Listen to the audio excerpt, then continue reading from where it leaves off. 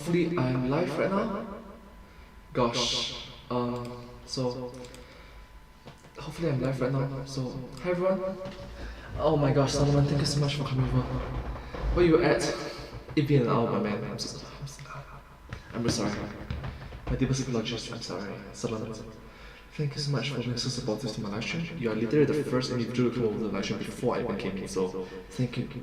You're the best. And very early as well. Thank you so much.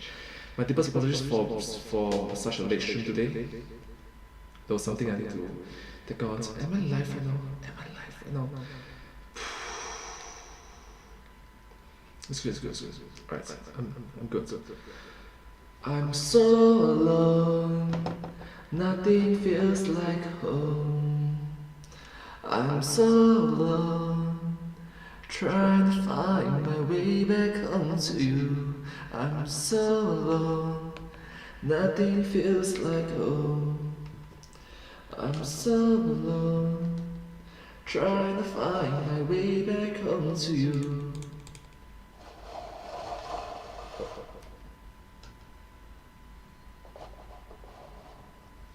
Okay, awesome. Okay, hopefully it's good. I went too far towards the right. Too far towards the right. Shift here a bit. Okay, so let's start. Oh wait, I started it right. Okay, good. No, the echo is a bit too loud. I'm sorry. So today I'll be reacting to some videos. This is a 9-minute video, which is good. 9 minutes. Did I download wrong? Where and you plan to use it for entertainment. Okay, this only 9 minutes. That is very short for theory video. But well, it's good because well, right now it's 4:15 PM in Singapore. Right now it's 4:15 PM in Singapore and 6 videos. Yeah. Hopefully I can make it before 6 PM. Hopefully, probably not that bad. Well, hopeful. Anyways, same old thing. Audio check 1, 2, 3. Yeah. Sir, your never-ending pasta bowl. Oh, thanks. If you need anything else, just let me... Done. Alright, so hopefully it's okay.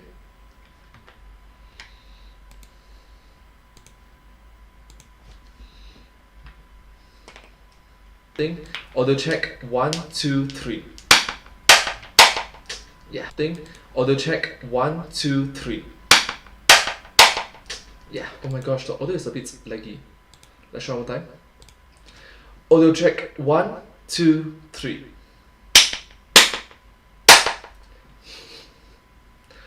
Audio check 1, 2, 3.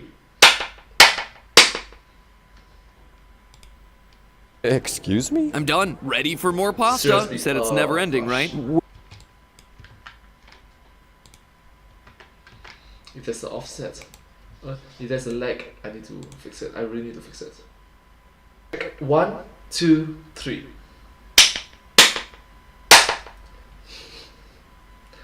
Audio check 1, 2, 3. Excuse me? I'm done. Ready for more pasta. Seriously? You said it's never ending, right? Hopefully it works. So this is about pasta. So hi everyone, it's me. Hi everyone. And today let's eat some.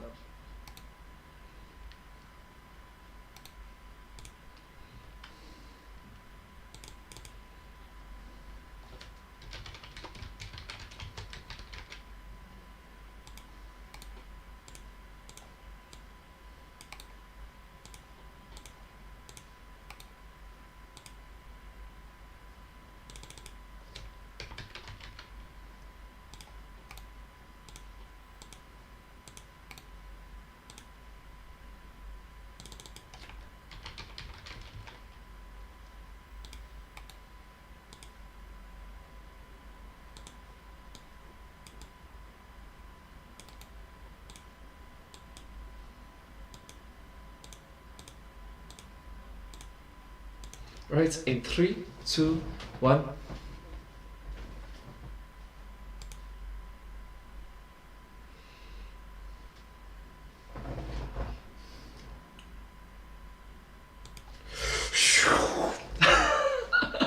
Hi everyone, it's me, and today let's eat some pasta properly together. Olive Garden. Sir, your never-ending pasta bowl. Never ending. Thanks. If you need anything else, Never just ending. let me... Done. Excuse me? I'm done. Ready for more pasta. You said it's never ending, right? Well, yes. Great. Also, I downed the breadsticks and salad. Those are unlimited too, correct? Oh dear. Now, is the soup endless? Because if so, I'll order that too. And, tell you what, I'm gonna need a second never-ending pasta bowl just to get a couple in rotation. I'm gonna be here a while, and I'm planning on eating a lot of pasta. Honey, it's me. Sell all of our Olive Garden stock. Right now. Yeah, he's back. Free refills on soda, correct? Thanks. Come on, man. That's a lot. Funding a bit of business, man.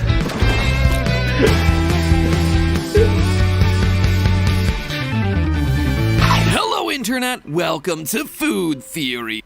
Hello, Internet. Welcome to Food Theory. Hi. Where with science, all things are pasta bowl. All things are pasta bowls. Alright, I'll admit it, theorists, I've been daydreaming about Olive Garden a lot lately. Like, an unhealthy amount. Though, when it comes to Olive Garden, is there really any other kind? See, their food hasn't touched my lips since the pandemic started, but what else can I do? It's not like I'm gonna order Olive Garden as delivery. Ugh, that defeats the whole purpose. Oh my gosh, must recognize that this video came out in the year 2021 and right now it's in the year 2022. 1 year have passed and back then it was still in the global pandemic period. Wait a minute. Even right now it's still in the global pandemic period. I'm sorry. Olive Garden is one of those restaurants that has to be done in person if you're gonna do it right, because as everyone knows, the minute you sit down inside of an Olive Garden, they start throwing endless and bottomless foods at you from all directions. Breadsticks, soups, salads, pasta, until you leave the restaurant an hour later with enough extra calories in your stomach to keep you in the gym for a week, which is both awesome and awful, because the Venn diagram for reasons pasta is delicious and reasons pasta is unhealthy is basically one circle. But here's what I've been noodling about recently, friends. What if that wasn't the case? What if you could enjoy all those tasty carbs on your lips and they wouldn't wind up forever on those hips? Theorists, I wanted to make today's episode because there are some really interesting science-based reasons to believe that pasta can be made healthier. Not by altering the recipe, but by simply changing the temperature. Not to go full clickbait on you, friends, but there's really no other way to put it. This one trick makes food instantly healthier. What? Wait, what? Temperature can change? Tell me more. So grab a fork, theorists, because if I'm right about this one, the possibilities are endless. First, let's talk pasta. Is it healthy or isn't it? Because I feel like pasta is just one of those foods that's gone in and out of style like 10 times during my life. These days I hear a lot about the carbs it contains, and yet when I was in grade school, this is what got drilled into my brain every single day. The food pyramid, which celebrated grains as the literal foundation of a healthy diet. So what is the deal here? Is pasta good or is it bad? Well, on one hand, pasta is a source of fiber, protein, and a slew of vitamins and minerals. On the other, yeah, it contains a lot of carbohydrates. Now, carbs are great for energy, which is why, for instance, marathon runners will load up on carbs before a race. But for those of us not running marathons on the reg, an excessive amount of carbs ain't great, particularly refined carbs like the ones found in regular pasta, as opposed to whole wheat pasta, which isn't typically the default option when you order pasta at a restaurant. My local Olive Garden, for instance, doesn't currently have whole wheat linguine on the menu, but they've served it to me every time I've asked for it in the past. According to Healthline, quote, eating refined carbs is linked to drastically increased risk of many diseases, including obesity, heart disease, and type 2 diabetes. Still, even though pasta has plenty of carbs, it's by no means the highest carb food out there. I'm looking at you, French fries. Plus, pasta has a pretty low glycemic index, which is a value assigned to foods based on how slowly or how quickly those foods cause increases in blood glucose level. The more you know, low glycemic index, there's the blood glucose to take into consideration, yeah. So with all those nutrients and a relatively low glycemic index, why does pasta get a bad rap? Simply put, portion control. See, a serving size of pasta is supposed to be a half cup, which is a lot less than you would think. And it is definitely a lot less than the plate of pasta you're making for yourself at home, and certainly less than what you get served at Olive Garden. How many servings are contained in a never-ending pasta bowl? A tad bit higher than a recommended daily dose. Now, when we say that pasta has a lot of carbohydrates, what we really mean main is that it has a lot of glucose molecules. The word carbohydrate is derived from carbon and hydrate. As you can see from glucose's structure, it's more or less 6 carbon atoms with 6 H2O molecules attached. Now, pasta doesn't have a bunch of free glucose molecules floating around in it. What it has are long strands of glucose molecules linked together. These long glucose strands can come in different lengths and arrangements, but generally they're referred to as starches. When we ingest a starchy food like pasta, bread, or potatoes, the salivary enzyme amylase gets to work right away in the mouth, and it begins breaking the long starch chain down into shorter chunks. This process continues in the small intestine, where it eventually becomes individual glucose molecules. And see, that is what our body needs for energy, but as long as the glucose molecules remain in their long starch chains, they can't be absorbed. Okay, so remember how I said that starches can come in a bunch of different arrangements? Well, some of those arrangements are very easy for our body's enzymes to break apart. In this case, our small intestine will successfully absorb a whole bunch of free glucose molecules. Our blood sugar will spike, and all those unhealthy, dangerous things that we discussed earlier could occur. However, sometimes glucose molecules are arranged into starches that are a lot tougher to break down. These starches are resistant to digestion, which is why they're called resistant starches. Who names these things, by the way? I feel like there could have been more creativity involved. So instead of just regular starch, is resistant starch. The more you know, I guess. I made a scientific discovery, I'd have more fun with it, you know? Like Starch Nemesis, Tony Starch. Like and subscribe to Food Theory Starch. Like and subscribe to Food Theory Starch. Subscribe! And ring notification bell, Shaw. Thank you so much. Ring notification bell. You know, something like that. Anyway, resistant starches can be so difficult and take so long to break apart that they pass all the way through our entire digestive system to the colon and even beyond without getting fully broken down. That means not all of the glucose molecules get broken off the starch chain, which means your body effectively gets fewer carbs. So at long last, this all brings us back to Olive Garden, because the starches in your piping hot, freshly boiled pasta actually become more resistant as the pasta cools down. And yes, this applies to other starchy foods too, like potatoes and peas. If you've ever noticed how day-old leftover pasta in the fridge has an almost crispy texture, that's because it has more resistant starches in it than before, thereby making cold pasta healthier than freshly boiled pasta. Wow, okay. The more you know, I guess, the more you know. A lot of grandmothers, a lot of mothers, a lot of aunties that do this for their young ones is going to get very mad at this video. Yep. Bazinga! Okay, so I can feel you theorists at home rolling your eyes, saying to yourself, gee, thanks, Matt Pat. You roped us in with that clickbait thesis statement earlier, and now you're going to tell us that we have to suffer through eating cold pasta in order to glean the benefits of resistant starches. And let's go! The keyboard warriors! Alright, I admit, I can see where you'd get that idea if you stopped watching the video right now. Because here's the big twist, friends. A 2009 study shows that reheated pasta actually contains more resistant starch than the cold pasta. So boiled's the worst, cold's second best, and reheated is the best. And if you repeatedly cool and reheat your pasta, the presence of resistant starches only accumulates. Basically, it's kind of a what doesn't kill you makes you stronger kind of thing, except it's makes you more of a resistant starch. Okay, so the science... What doesn't kill you makes you stronger, and a little bolder doesn't mean you're telling us that cooling and reheating your pasta increases its starch resistance. Our understanding of digestion tells us that higher starch resistance means that it's harder for our body to break down, and therefore should lessen spikes in blood sugar. But I'm not okay just leaving this thing with a should. Is there actual proof of this working in the real world, or is it all theoretical? Food theoretical. Food theoretical. Theoretical. Yeah, it doesn't quite have the same ring to it, does it? Well, I'm happy to report, friends, that such an experiment was performed on the British television program Trust Me, I'm a Doctor. Trust me, I'm an engineer. I think I put this thing right here. Trust me, I'm an engineer with I'm sorry. Trust me, I'm doctor.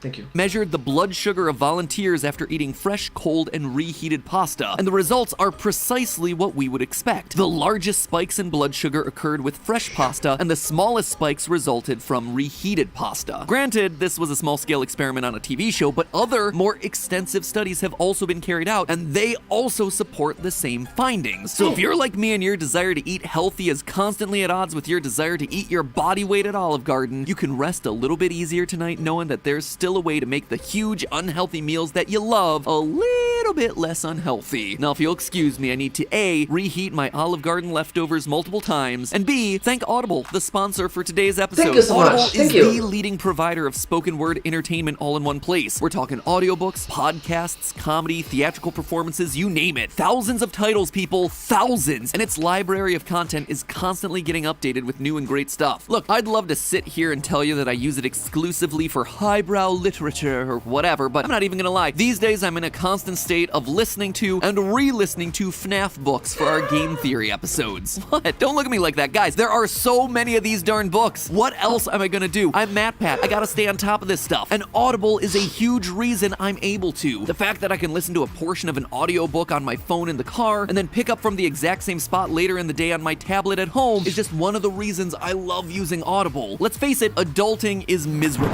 and finding time for yourself just gets harder when you have a 2-year-old in your life. And so Audible being available whenever and wherever I want to listen to it allows me to carve off some me time while I'm doing the mundane tasks of cleaning and cooking and all that awful stuff that has to get done. Then you only have like a half hour to yourself before you pass out from exhaustion, so at least let me listen to a book or a podcast that I want to that makes it feel like I have a modicum of me time still. Sorry, was that too real? Another reason I love Audible is that they let me dial the narration speed up. Team 1.5 times speed, where you at? Nope. I will go for ×4 speeds. Minimum ×3.5. Audible is everything I love to listen to all in one app. If you haven't tried it out, I cannot recommend Audible enough. Head over to audible.com/food theory, FOODTHEORY, or just text food theory to 500-500. New members can always try Audible for 30 days, Audible's treat. Again, visit audible.com/food theory or text food theory to 500-500. Whether you plan to use it for entertainment, for self-betterment, or, for boning up on your indie horror game lore, you'll be glad that you did it. Thanks for watching. Thanks again for our wonderful sponsor, Audible. And just remember that it's all a theory. A food theory. Bon appetit. Thank you all so much for watching this video. I hope you find this video very interesting to watch. Quite unique and special, right? Right, a lot of educational, knowledgeable stuff with the education plus entertainment. Edutainment for the win! Yeah! Anyways, thank you so much for watching this video. If you do like this video, please remember to like, share and subscribe to my channel, and comment down below if you have anything to share with us. Down below. Don't forget to follow my channel. I hope to see you all in my next video. But hey, that's just a theory. A food theory. Bon appetit.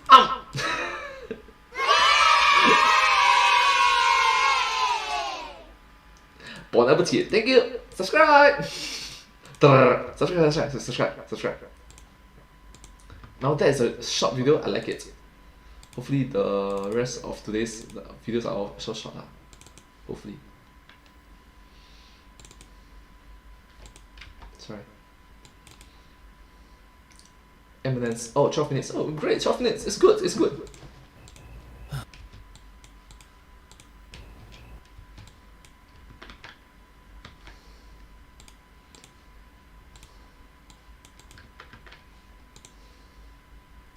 Hi everyone, it's me and today.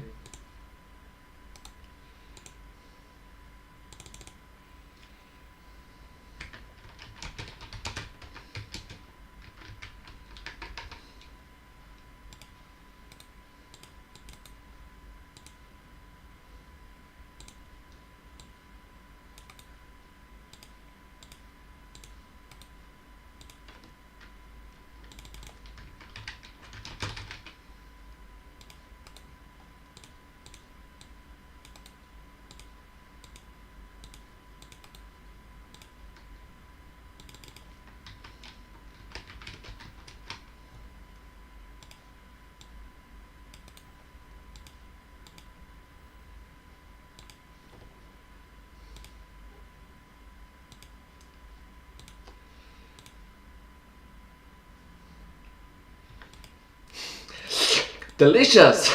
Hi everyone, it's me, and sorry.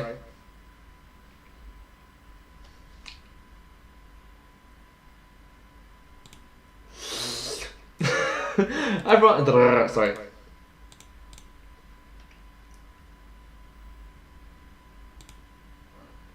Hi everyone, sorry. 3, 2, 1.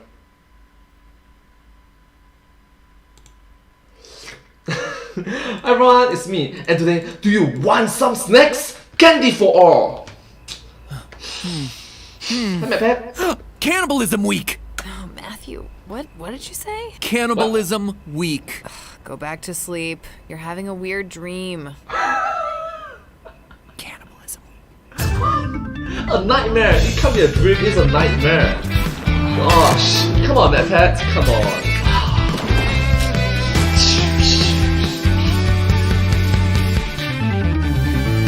Hello, Internet. Welcome to Food Theory.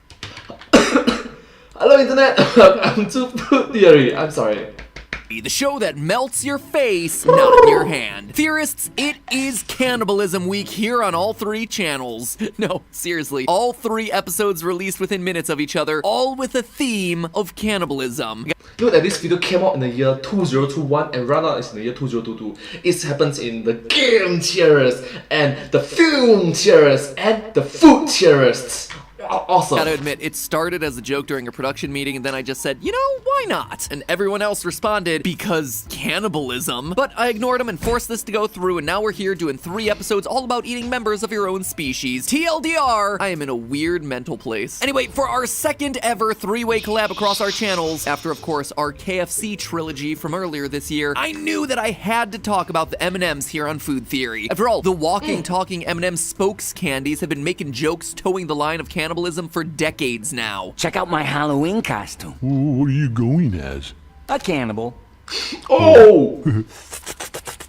See what I mean? Funny stuff there, M&Ms, very amusing. Oh, here's another classic. You don't eat your own kind, it's unnatural.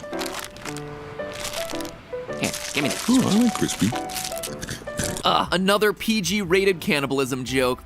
Marketing at its finest. M&M's does it again. Let's watch one more, shall we? And here to help us launch this delicious product is the newest member of our team, the Hazelnut Spread M&M Spokes Candy.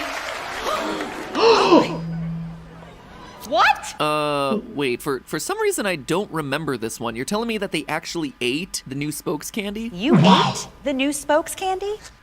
Not all of him. Well, this went in a direction I didn't expect. Like, I thought the M&Ms were cannibals in a jokey, wink, nudge kind of way. Like, oh, look at them, they're eating the candy versions of themselves, haha. But, like, the commercials just come right out and say it here. They ate one of their own kind, definitively. I mean, I figured I'd swoop in, prove M&Ms are cannibals, drop a few Marshall Mathers puns, and then be on my way, but how am I supposed to theorize for an entire episode about something they've outright been putting into their ads for years? I mean, the definition for cannibalism couldn't be any more black and white. It's, quote, the practice of eating the flesh of one's own species. And that's exactly what these candies are doing here.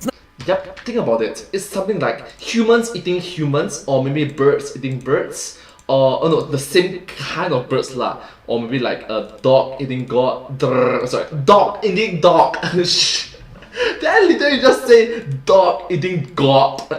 What the? I'm sorry. Okay, I know of gods like 哮天犬, or like Inu. I'm sorry, you're not sure. I also don't Not say like that. different types of M&Ms are different species, right? Right? You know, come to think of it, what parts of the M&M spokes candies are actually flesh? Are any parts of them technically flesh? I mean, we talked about this with the Kool-Aid Man. He's the glass pitcher and not the juice held within. So what are the M&M spokes candies then? Are they actual living creatures, or might it be more like a Toy Story 3 scenario, like when Mr. Potato Head's accessories bring an inanimate tortilla to life? Hold on, let me go watch every single 3D animated M&M's commercial from the last 3 decades real quick. Yep, okay, yep. Whoa, what is going on there? Yeah, you know what? Change of plans, friends. There's just too many questions floating around the M&M spokes candy universe, and it's high time that somebody got themselves some answers. So I'll do it. I'm gonna take the case. Get ready to taste justice, friends, because today's food theory is exploring what the M&Ms actually are and whether any of them have actually committed the crime of cannibalism. Yes, this is a real video that you clicked on and are about to watch. And yes, this is my job and I take it very seriously. And yes, oh wait, no, please don't click away. I'm sorry. Please don't click away. Don't. Sorry. serious enough to design a special event 3-episode crossover all about cannibalism. What is wrong with me? Oh, it has been such a long 10 years. Ladies and gentlemen of the jury, before we go any further, we need to talk spokes candy anatomy. Exactly which parts of a spokes candy's body are and are not flesh. At a glance, it seems like an easy question to answer. The colored M&M area is delicious candy flesh, and then their limbs are made out of some kind of tan, non-chocolate flesh. And finally, their gloves and shoes are clothing. And I agree, those assumptions about spokes candy anatomy made sense if you've seen certain M&M commercials. Like the oddly racist one where a tribal M&M on an island wears no shoes or gloves. That right there is proof that those items are removable clothing. And then there's the whole slew of ads in which M&Ms get bites taken out of their bodies. Proof that their bodies are in fact edible. But when you watch every M&M commercial in existence like I did, you start running into ads that destroy everything that you thought you knew about spokes candy anatomy. Like, But stop for a moment first. You do recognize that this is just fictional advertisements, right, MatPat? I'm sorry. this.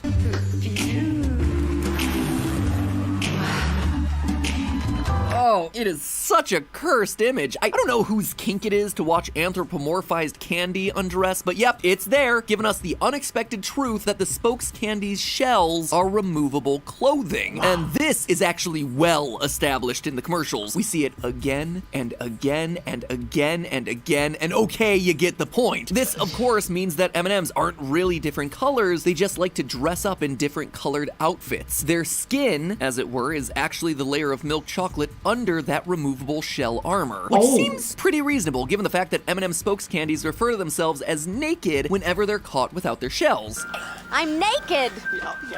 I mean, I guess I'm a little surprised that all this nudity is allowed to air on network television uncensored or whatever, but I guess I can accept it. Anyway, that solves all the questions that we had regarding the flesh, so now we can move along. Holy no! Oh, what the heck? Oh, what is this? Editors, stop the video. We're gonna have to unpack this, because here we've been led to believe that the chocolate is the M&M skin, but in this one commercial, we see one, that the chocolate can be removed as clothing, and two, what the FCC actually cares about pixelating is this. In this French commercial, which is a follow-up to their Australian strip poker commercial, we see that the peanut is the actual nude part of the M&M. I don't want to show my, peanut. Theorists, do you understand what we've just uncovered, aside from Yellow's privates? This is proof that the spokes candy's milk chocolate is also not a part of their core essence, which makes no sense until you look a bit closer and start to see everything line up. We see in numerous commercials that spokes candies can feel things like heat and pain, but the thing is, they only really seem to feel those sensations with their limbs. Bites are constantly being taken out of the M&M spokes candy's quote-unquote bodies in these commercials, and yet even when they have a huge chunk of chocolate missing from their heads or their butts, they're not especially phased. They continue their chit-chat. They continue walking around. They are just so nonchalant about whatever physical pain they're in or whatever chunk of their body is missing, which leads me to believe that a chunk of their body isn't missing. Theorists, all of this evidence supports the idea that it isn't just the candy shell that's edible removable clothing. The milk chocolate underneath is edible removable clothing too. And this, of course, leads us to a bigger, potentially terrifying question. What then do these spokes candy creatures actually look like underneath their clothing? Something like this, perhaps? I promise this isn't just me trying my best to give you all nightmares. We actually have canonical insight into what the insides of M&M spokes candies look like. Take this commercial where Orange undergoes an operation to change him from crispy M&M to pretzel M&M. There is no way that you're putting a giant pretzel inside me! Listen, buddy, I'm not too thrilled about this. Oh my gosh. And thanks to that operation, we get a glimpse into what's going on inside Orange's body. Human-like bones in his human-like legs, and an actual pretzel embedded inside his shell. This, of course, means that when you take away all the clothing, edible and otherwise, Orange's body looks like this. A series of disconnected limbs and facial features. Perhaps there are some nerve strands connecting them, considering that nerves don't show up on x-rays, but I'm not so sure. Spokes candies are able to move their free-floating eyebrows without problems, so that could very well apply to the rest of their body parts too. But you must recognize that this is just a fictional world, a commercial, and advertisement, come on, so maybe magic? Isekai magic?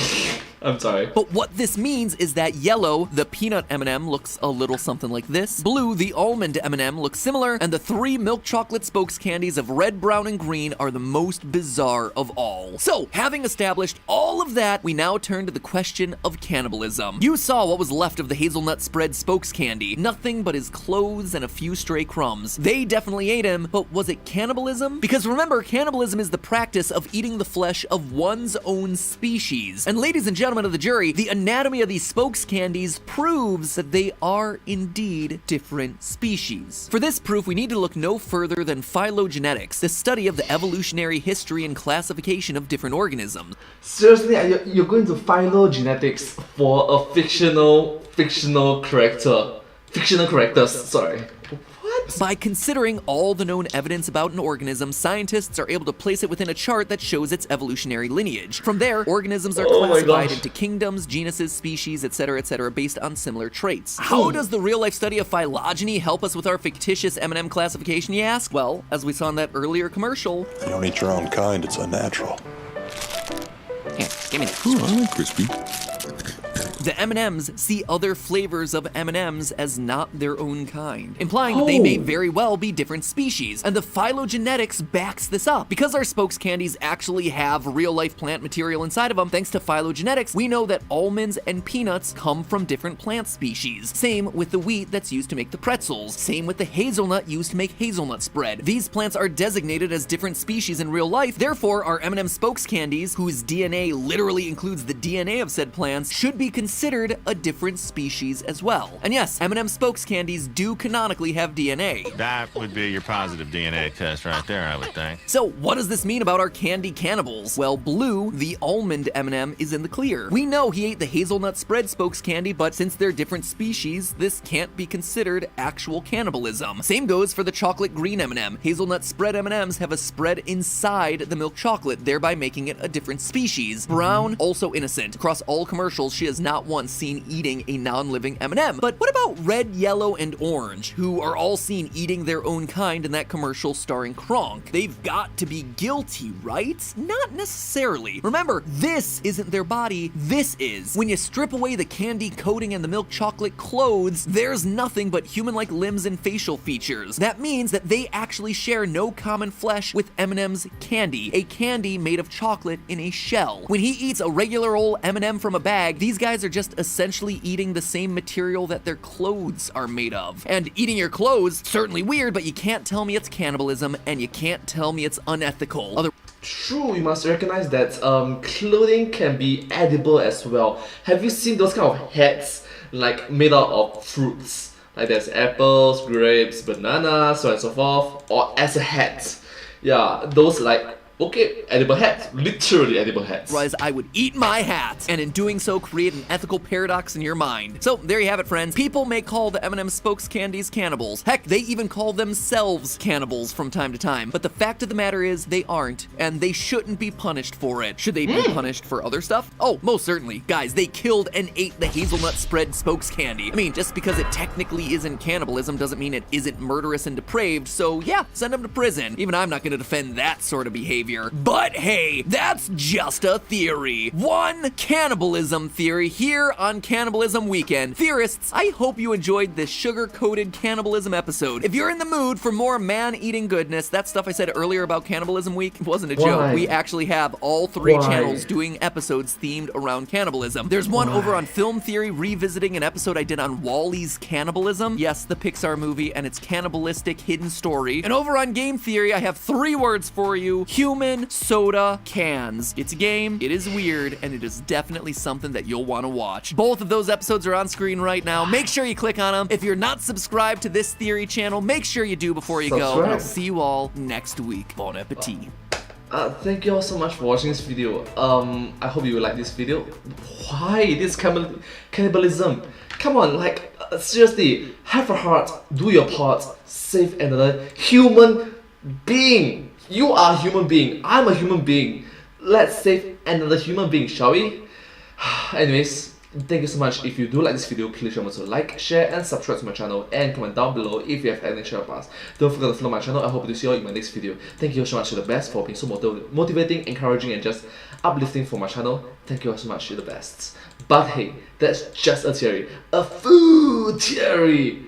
Cannibal theory. Gosh, one more time. But hey, that's just a theory. A food theory. Bon appetit. Thank you.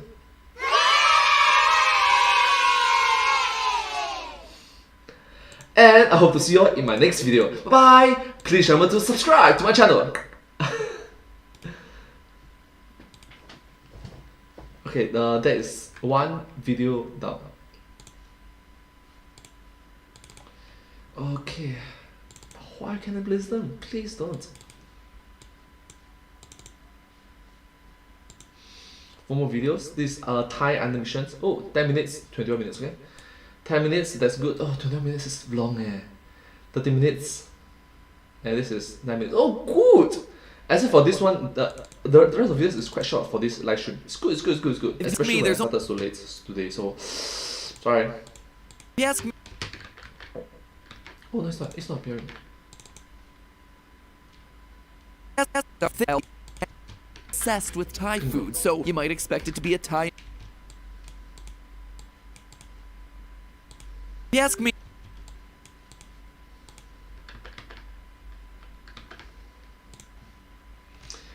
Sorry, hi everyone, it's me and today Thai food. Let me see.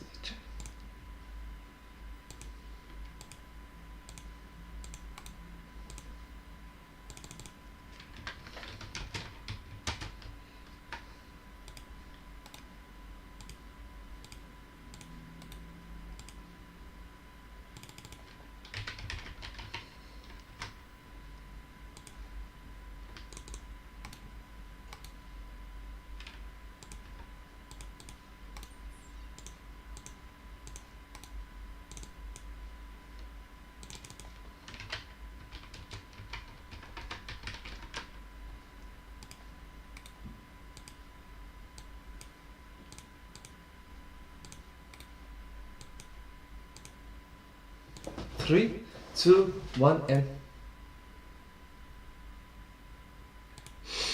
let's start. Hi everyone, it's me, and today, are you hungry? Sorry.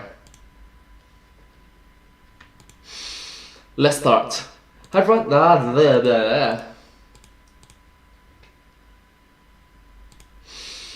Let's start. Hi everyone, it's me, and today, are you ready? One more thing.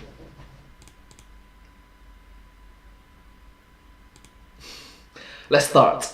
Hi everyone, it's me, and today, are you hungry? Why am I pressing it so wrongly?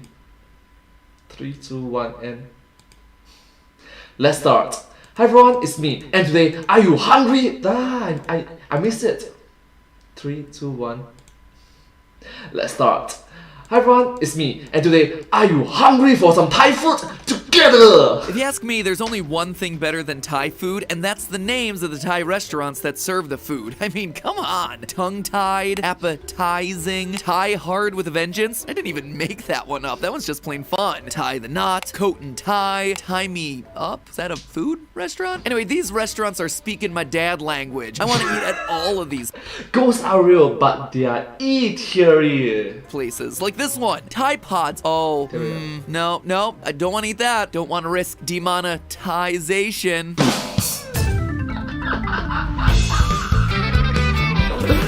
my gosh, the dad puns. Come on, net bad, dad hat.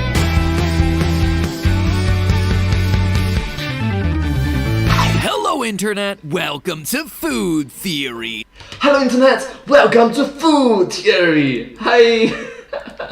The show that's more enticing than a mango sticky rice dessert drenched in coconut cream syrup. Friends, one of the reasons I started a channel to talk about food is that it's universally relatable. Not everyone watches the same movies, not everyone plays or even owns the means to play the same video games, but everyone has got to eat. But what makes food even more exciting is that it's a unique outlet for cultural expression. It's rarely the case that I just love the Gaijin Guba reference of the game exchange. Many countries, regions, or heck, even individual families approach food the same way. Food is just a huge carrier for culture. For instance, if you live in the great melting pot that's the United States, the foods that are popular here largely reflect both the local culture and cultural heritage of the people that live there. Oh, and case in point, I just remember there's a joke about melting pot in USA. In Singapore, we call it rojak. New York-style Delicious. pizza and Chicago-style pizza are things because both cities have huge Italian-American populations. And you have a number of major US cities like New York, San Francisco, and Seattle that have Chinatown districts, where Chinese cuisine obviously is gonna feature heavily. And then there's the fact that Mexican-Americans make up nearly 1/4 of the US's population. So it's really no surprise that Chinese, Mexican, and Italian are the 3 most popular ethnic cuisines in the United States. But then we get down to the 4th entry on the list and we discover ourselves a bit of an outlier. Thai food. Now, while the US has certainly welcomed its fair share of Thai immigrants over the years, Thai cuisine really seems to be punching way above its weight class in terms of popularity. Because while Thai restaurants might be catching on big in the US, there isn't really a big Thai population to match it. But case in point, you must recognize that the Thai delicacy is just wonderful to eat. Super yummy and delicious. In 2018, it was estimated that there were around 5,300 Thai restaurants in the US. 2018 is 4 years ago. Note that right now it's in the year 2022. When US Census data reported only 300,000 Thai people in the US. That's a ratio of 57 Thai American people for every Thai restaurant. For comparison, look at the ratio of Mexican American people, 36.6 million, to Mexican restaurants in the same year, 54,000. That gives us a ratio of 678 Mexican Americans for every Mexican restaurant. Things get even weirder though when you look at where in America Thai restaurants are really taking off. For example, the city of Fairbanks, Alaska has a population of only 32,000, but with a whopping 24 Thai restaurants. The city seems to be absolutely obsessed with Thai food, so you might expect it to be a Thai immigration hub, but if you look at the census data, that's not the case. In fact, the Thai population in Fairbanks is so small that ethnic groups that make up only 0.35% of the population are listed ahead of it in the census data. I bring up these examples because they point to something that bucks historic trends. America's multi-ethnic food culture has, in pretty much every case, been the result of different ethnic groups from around the world coming to America and bringing their food with them. But here we have an exceptional case of Thai food showing up even when Thai people aren't. So I gotta ask, what's really going on here? And the answer is gastro-diplomacy. Nope. Gastro-diplomacy. That's not the name of new Pokemon. It's managing international relations by way of food. That's right, the Who's that Pokemon? prevalence of Thai restaurants in the US is the result of a deliberate effort by Thailand's government to win the hearts and minds of the American people. And here's the thing, theorists, it's working. As a matter of fact, it is working big time. So I get it, all this foreign government gastro-diplomacy stuff kinda sounds like it would be a half-baked parody of a conspiracy theory, but it's 100% true. According to Medium.com, quote, the Thai government has funded and supported thousands of restaurants around the world that make authentic Thai food through the Global Thai Program. Global Thai One Program. of the earliest instances of reporting on this came in the Wall Street Journal back in 2001. At the time, Thailand's deputy commerce minister detailed an ambitious plan to launch more than 3,000 restaurants worldwide. And note that 2001 back then was like 21 years ago. Right now it's in the year 2022. My gosh. He described the plan saying, quote, we want to be like the McDonald's of Thai food. Now, when Thailand's deputy commerce minister is talking about wanting to bring a McDonald's-like approach to exporting Thai food worldwide, he's probably not talking about McDonald's' culinary style, but rather the idea of standardization. McDonald's, whether you love it or hate it, is something that's predictable. It's affordable, it's consistent. I can walk into a McDonald's in Nigeria, order chicken McNuggets. When I bite into it, you know what it's gonna taste like? It's gonna taste like home. The point of having a brand like McDonald's is letting people know what they can expect, unless you're in Greece and you try their McGyro and it sucks. I mean, it's the same reason why all food theory thumbnails use the same font and have the same logo in the corner. It's about presenting you with something familiar, something recognizable, a consistent experience. And the planners in charge of Thailand's gastro-diplomacy efforts decided that if Thai food was really gonna catch on worldwide, then Thai restaurants needed to deliver a consistent experience. Dr. Mark Padumpat, a professor of Asian and Asian American studies at University of Nevada, Las Vegas, describes it like this. They train chefs They export them to like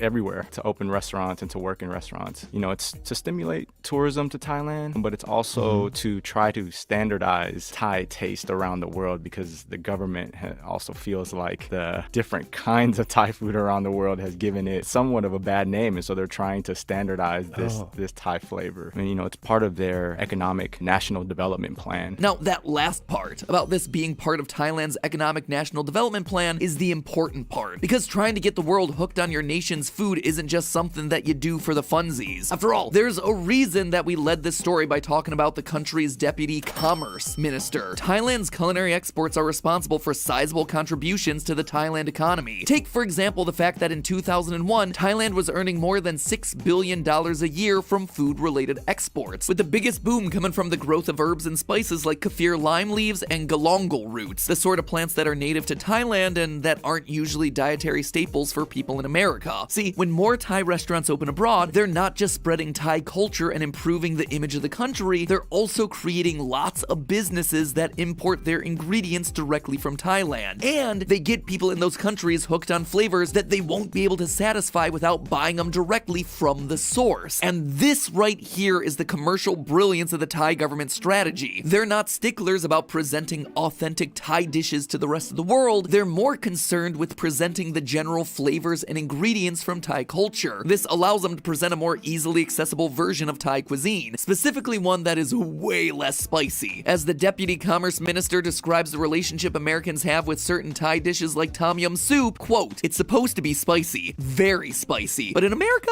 they make it mild. Maybe they like it that way, but it's not traditional tom yum anymore." See, in the same way that fortune cookies and chop suey are associated with Chinese food despite both being American creations, Thai restaurants have developed their own westernized versions of Thai food that aren't necessarily representative of the food that you'd actually get if you ordered the same dish in a restaurant in Bangkok. But here's the good news for those of you who are hoping for a real authentic taste of Thailand. Even if the Thai food that restaurants are serving up to Americans may not be giving you the real authentic Thai experience, it's been improving over time, especially with the increased accessibility of ingredients. For example, prior to the 1970s, most Thai food made in America wasn't made the same way it was in Thailand, simply because a lot of the ingredients like fish sauce and kaffir lime leaves weren't easily accessible in North America. But since then, North America has started to import produce from Thailand and many other parts of Southeast Asia, not just as a culinary import, but as an agricultural product. As early as the 1990s, there have been more and more cases of Thai-owned produce companies growing Southeast Asian produce in California and Mexico, which has only continued to trend upward. That means it's getting easier for Thai restaurants that do want to go for an authentic presentation to create the same flavors that you'd find in the country of origin. From the perspective of the Thai government, though, doesn't matter. After all, revenue is revenue, and if the restaurant effort is ultimately in the interest of gastro-diplomacy, the main goal is that when Americans drive to the Thai restaurant at their local strip mall, they leave with an overall favorable impression that makes them ever so slightly more predisposed to spend money on goods from Thailand, or maybe one day make it a vacation destination. So whenever you find yourself booking plane tickets to Thailand, stop for a moment to consider the fact that the Thai government successfully manipulated your stomach to get you there. But hey, that's just a theory. A food theory. Bon appetit. You know, as someone whose job prioritizes eating whole Christmas trees and infusing Mountain Dew into pizza dough, stay tuned for that one, friends, it's safe to assume that I do not get all of the essential vitamins and minerals one needs to be a functioning human being. That is why I use and am super grateful to today's sponsor, Ritual Vitamins. Ritual is the obsessively researched and transparently made multivitamin that helps people like me fill in the gaps in their diet. They make it fast and easy to get high-quality nutrients like vitamin A, D, omega-3, and zinc by delivering vitamins straight to your door. Their Essential for Men multivitamin, the one that I take, provides 10 nutrients that support a strong foundation for your health in 2 easy-to-take capsules, and those capsules are delightfully minty in flavor. It's pretty cool, actually. So on the days where the only thing in my stomach is 16 different types of Diet Cola, I can feel better knowing that I'm not depriving my body completely of vitamins and minerals. I also really appreciate Ritual's commitment to sustainability. Each Ritual bottle is made with 100% recycled materials. Mailers are made with recycled newsprint and plant fibers. Even the ink is plant-based. Plus, they offset the environmental footprint of shipping their products by donating to sustainability initiatives like renewable energy and reforestation. So I can feel good, and for all my theorists with dietary restrictions, Ritual is vegan-friendly, sugar-free, non-GMO, gluten-free, and allergen-free. So fill the gaps in your diet today and get 10% off your first 3 months with Ritual by going to ritual.com/foodtheorists. And then make sure you use the code FOODTheorists at checkout. Yeah, I know, I tried to get a shorter one like MatPat, but I don't know why no one gave it to me, so it's Food Theorists. Do yourself a favor, save the typing, use copy and paste to your advantage. It's the top line of the description. Thanks again, Ritual, for sponsoring today's episode and my ongoing health efforts, to be honest. And I'll see you all next week. Thank you all so much for watching this video. I hope you find this video very interesting. I just love it that all this gastric diplomacy includes the Pokemon Snorlax! Get it? Because eat a lot then. I'm sorry.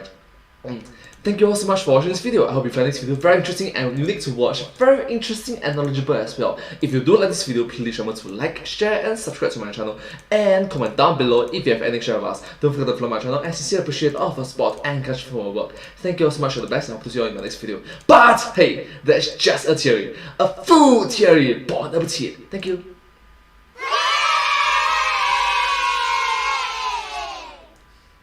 And I hope to see you all in my next video. Bye bye! Thank you so much. Subscribe! Hi Lord Laha Gamer. Hi man. One theory, 1000 mind blowns. Oh sure, I'm going to use that. Okay, sure, I'm going to use that. Lord Laha Gamer. Hi. Lord Laha Gamer. Hi. Oh my gosh. I'm pronouncing words. My words are all quite jumbled up together. Like for example, reliability, correct? Realistic. If I say it fast in sentences, it will be like realistic reliability. Realistic reliability. Realistic reliability. Oh wow. Something that's with a lot of R and L. I need more sleep. Yeah, case in point, I need more sleep. Anyways, 3 more videos to go. This is 21 minutes, which is long. But look at the bright side, the next video is Slap the Chicken, 30 minutes. Next is Too Much in the Stomach, 9 minutes. Good. Very good.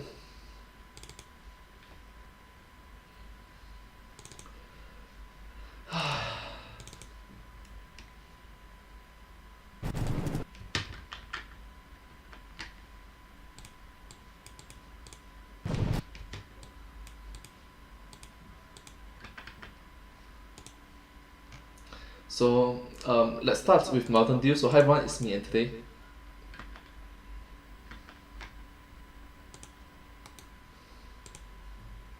Hey, I have an idea for an event. Sure. I'm open for 2 suggestions. Mountain. You do know that I'm going to read your message no matter what. Even if it's like before the reaction, after the reaction, I will read your videos. I'll read your comments. Mountain Dew.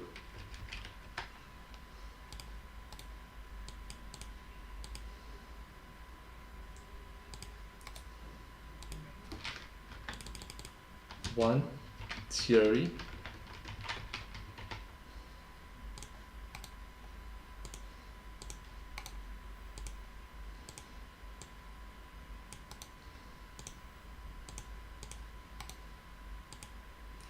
If you have like a video conferencing application, we can talk there. I don't know because you also know my computer is not the best. I tried using Zoom. And then what happened was and it's like, oh gosh. I felt very how to say, felt bad, felt guilty that I felt very guilty that my Zoom was super bad, including the sound of this. It got a sound, which is not the best, unfortunately. Yes, you should eat the Pokemon. Oh yeah, that one. I think I mentioned before, next week, according to my schedule, I'm going to react this by next Wednesday, around next Wednesday. You shall be able to see my thumbnails by then. And if you see the thumbnail that is like, eat a Pokemon, come on. Yeah, next week. My live stream. Okay, focus. It'll be, hi everyone, it's me, and today, Mountain Dew. One theory, 1000 mind blown. Mind blowns.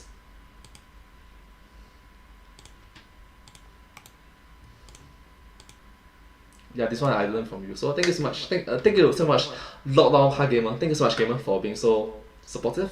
Let's start the video. This is a long video, by the way, 21 minutes. So 3.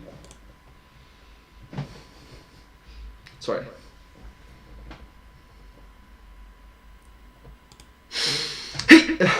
Hi everyone, it's me, and today, Mountain Dew! 1 cherry, 1000 mind blown! Let's start! Oh, bad move, Pink Pony. No chance you're making it out alive. Oh, Sweetums 06, are you gonna cry? Ah, shoot! Oh no! Napkins. It's brilliant! Mountain Dew plus pizza. Seriously?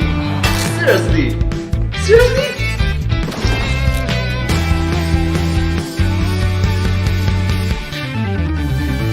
Hello, Internet! Welcome to Food Theory. Hello, Internet! Welcome to Food Theory. Hi! Hi! Show that's bringing home the baking. Wait, who are you? This is my show. It's me, head editor Dan. You hired me. And have you heard yourself lately? Yeah, I hear myself. What? You sound awful. There's no way you're doing this episode. What, you don't think that people want to listen to my hoarse, raspy, garbage disposal voice for the next 15 minutes? No, I don't think they do. And to be honest, I don't want to listen to it for the next week while I edit this. So I've got VO this week. Fortunately, I pre-recorded most of this in my kitchen already earlier this week, so I already did most of the work here. The potential damage that you could do to this episode is minimal at best. Don't screw it up, though. Don't you dare tank the channel, Dan. Considering that all our jobs depend on it, I'll try not to. No pressure. Alright, I'm gonna go rest my voice now. Like I said, you'll see me mostly through the bulk of this episode. Dan's just the connective thread here, but thanks for giving me a chance to rest, guys. I'll see you all next week. Thank you so much, Dan, and let's rest up. Thank you so much. Stay strong! Alright, theorists, it's Dan time. Now, today's episode is brought to you by Crime Scene Kitchen, the all-new competition series on Fox where America's best bakers think like detectives and bake like pastry chefs. They will have to scour the kitchen for clues and ingredients to figure out what was baked there and then duplicate the recipe based on their guess, all while showing off their technical skills and creativity. We really appreciate their sponsorship, and we encourage all you theorists to check out the series premiere Wednesday at 9, 8 Central on Fox. You must recognize that this video came out in the year 2021, which is last year. Right now it's in the year 2022. So 1 year have passed. Please be understanding. Thank you. I gotta say, I absolutely love the premise of this show. It's a fun twist on what you usually expect, which is also exactly how I describe the cookbook at the center of today's food theory. Yes, theorists, you read the title right. Here's Matt Pat with a fully functioning voice to explain. Today, we're doing the do. Oh. Yeah! Man, it's gonna be terrific. I'm just concerned about the number of puns and how bad they're gonna get. Oh, they're gonna be the lowest level of puns. We'll need to do better. No. I think the original Mountain Dew advertising campaign had something to do with it being derived in some way from mountain spring water. Not quite, Steph. Yahoo! Mountain Dew! Now he shoots off the cuff, gets more than enough after nipping at that good old Mountain Dew. Mountain Dew will tickle your innards cause there's a bang in every bottle. Yeah, don't think the tickle your innards tagline does well in 2021. So true story, I had a dental appointment earlier this week and I told my dentist what we were planning on doing today and she actively covered her ears and told me to shut up because it was her worst nightmare. You see, we all recently It's just bad for your oral health. Discovered that Mountain Dew creates cookbooks now. Shocking, right? And you're not the only one to be surprised. Even the cookbook itself has a question mark at the end. Mountain Dew and food? Question mark? Looks like Mountain Dew is just as surprised as we are, which probably tells you more about the contents contained in this book than any other book cover I've ever read. The radioactive green ingredient is not something you'd think to use in other dishes. And so, true story, the original intent with this episode was to go through the book, have Matt Pat make a handful of the recipes, and just meme the book to death. Haha, that was so bad. Who thought Mountain Dew, or should I say the Toon Dew because that's its official name now, was a Toon Dew. a good idea. But the thing is, Matt made them, and they weren't all that bad, according to him. Legitimately, they were pretty good, according to Matt. But there was just one thing missing. One huge gap in the contents of this cookbook. Pizza. There is no recipe for pizza. I mean, come on, Mountain Dew. I'm just gonna say Mountain Dew. It's ridiculous to do this for the entire thing. They put a 96-page cookbook together and left out Mountain Dew's #1 pairing. 13-year-old Lamb Party Pimple Pat was rolling in his grave. Wait, Matt's dead? Mountain Dew and oh my god, so young. Pizza just makes sense. Mountain Dew pizza and Doritos, even more sense. Mountain Dew pizza, Doritos, and all the grease on my Xbox controller makes the best sense. Actually, my freshman year in college, I loved Mountain Dew so much. My friend and I, we once went to Safeway where they were having a buy 2 get 3 12 cases, and we bought 10 full cases of Mountain Dew, and they lasted a week. If I die young, it is because of that. And so, if I die young, bury me in silence. Make me, I'm sorry. So Mountain Dew, I'm gonna contribute the last 4 pages of your book. It's 96 pages right now. Here's the last 4 pages. Make it into 100! We're giving you a pizza recipe today that is gonna be dew-rific. It's gonna be a whoopity-doo. It's gonna... It's gonna be a whoopity-doo. This is gonna be a top-tier food theory episode right next to the bread gloves. YouTube Premium, here we come. Okay, so admittedly, this channel isn't the first to attempt making a Mountain Dew pizza. A quick YouTube search will bring up a handful of other videos, all with varying degrees of success. Like this video that basically just pours Mountain Dew straight into the tomato sauce and calls it a day. Epic Meal Time, meanwhile, incorporated Mountain Dew and Doritos into various parts of the recipe. Definitely a better approach, but the video ends before Harley can even give us his opinion on the taste. Instead, it chose to show him raving like a lunatic over slow-mo shots of the neon green pizza. I got 30 one-way tickets to heaven loaded in this magazine. Who wants that trip right now, boy? I've seen a lot of weird things on YouTube. This is up there. Don't get me wrong, we've done our fair share of weird things too. I mean, Matt Pat wore bread gloves on his hands for 2 days. Which in the script, it says I gotta admit that it's pretty dumb, but I'll just tell you right now, it was pretty dumb. That and like Matt eating a tree, which was a choice. But we do have one thing those other channels do not, and that is the official Mountain Dew cookbook. The book is a collection of the best Mountain Dew recipes in existence, and after poring over it, Matt was able to unlock the techniques, unraveling the mysteries contained within. You substituted Mountain Dew where you would use a lot of citrus. Okay, so it wasn't that difficult. So the thing that's gonna be different about our pizza today is that we're taking the flavor, the essence, the core of Mountain Dew, and we're infusing it into each and every step of the pizza making process. So the way we're doing that is we've taken a bunch of tried and true recipes delivered to us from the Mountain Dew cookbook, and we've tweaked them or altered them slightly so that they're more conducive to making a pizza. So our crust dough is a modified version of the pancake dough. Our chicken topping is gonna be a modified version of their just standalone chicken. We have a cheese filling that is actually going to be a modified version of their grilled cheese, etc. This is gonna be really healthy. You're gonna wanna add this to all of your hot summer body diets. Rarely has there been a pizza that has actively made you want to brush your teeth after consuming it. This is the pizza that is not American Dental Association recommended. 0 out of 10 dentists would back this. So we've got some chicken to fry, we've got some dough to roll out, and we've got some Mountain Dew salsa to chop up as our sauce for the pizza. So we're gonna go do that and cue the B-roll. Montage time! Yeah!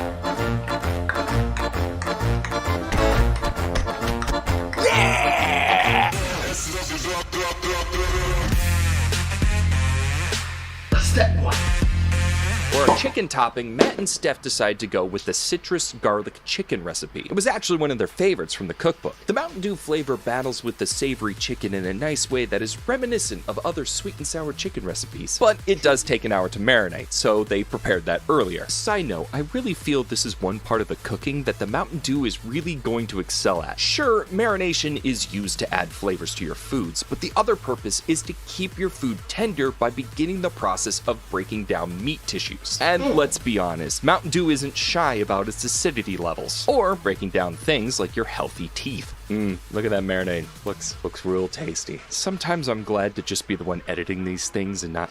But case in point, after consuming all this, please remember to have a good oral health. Thank you so much.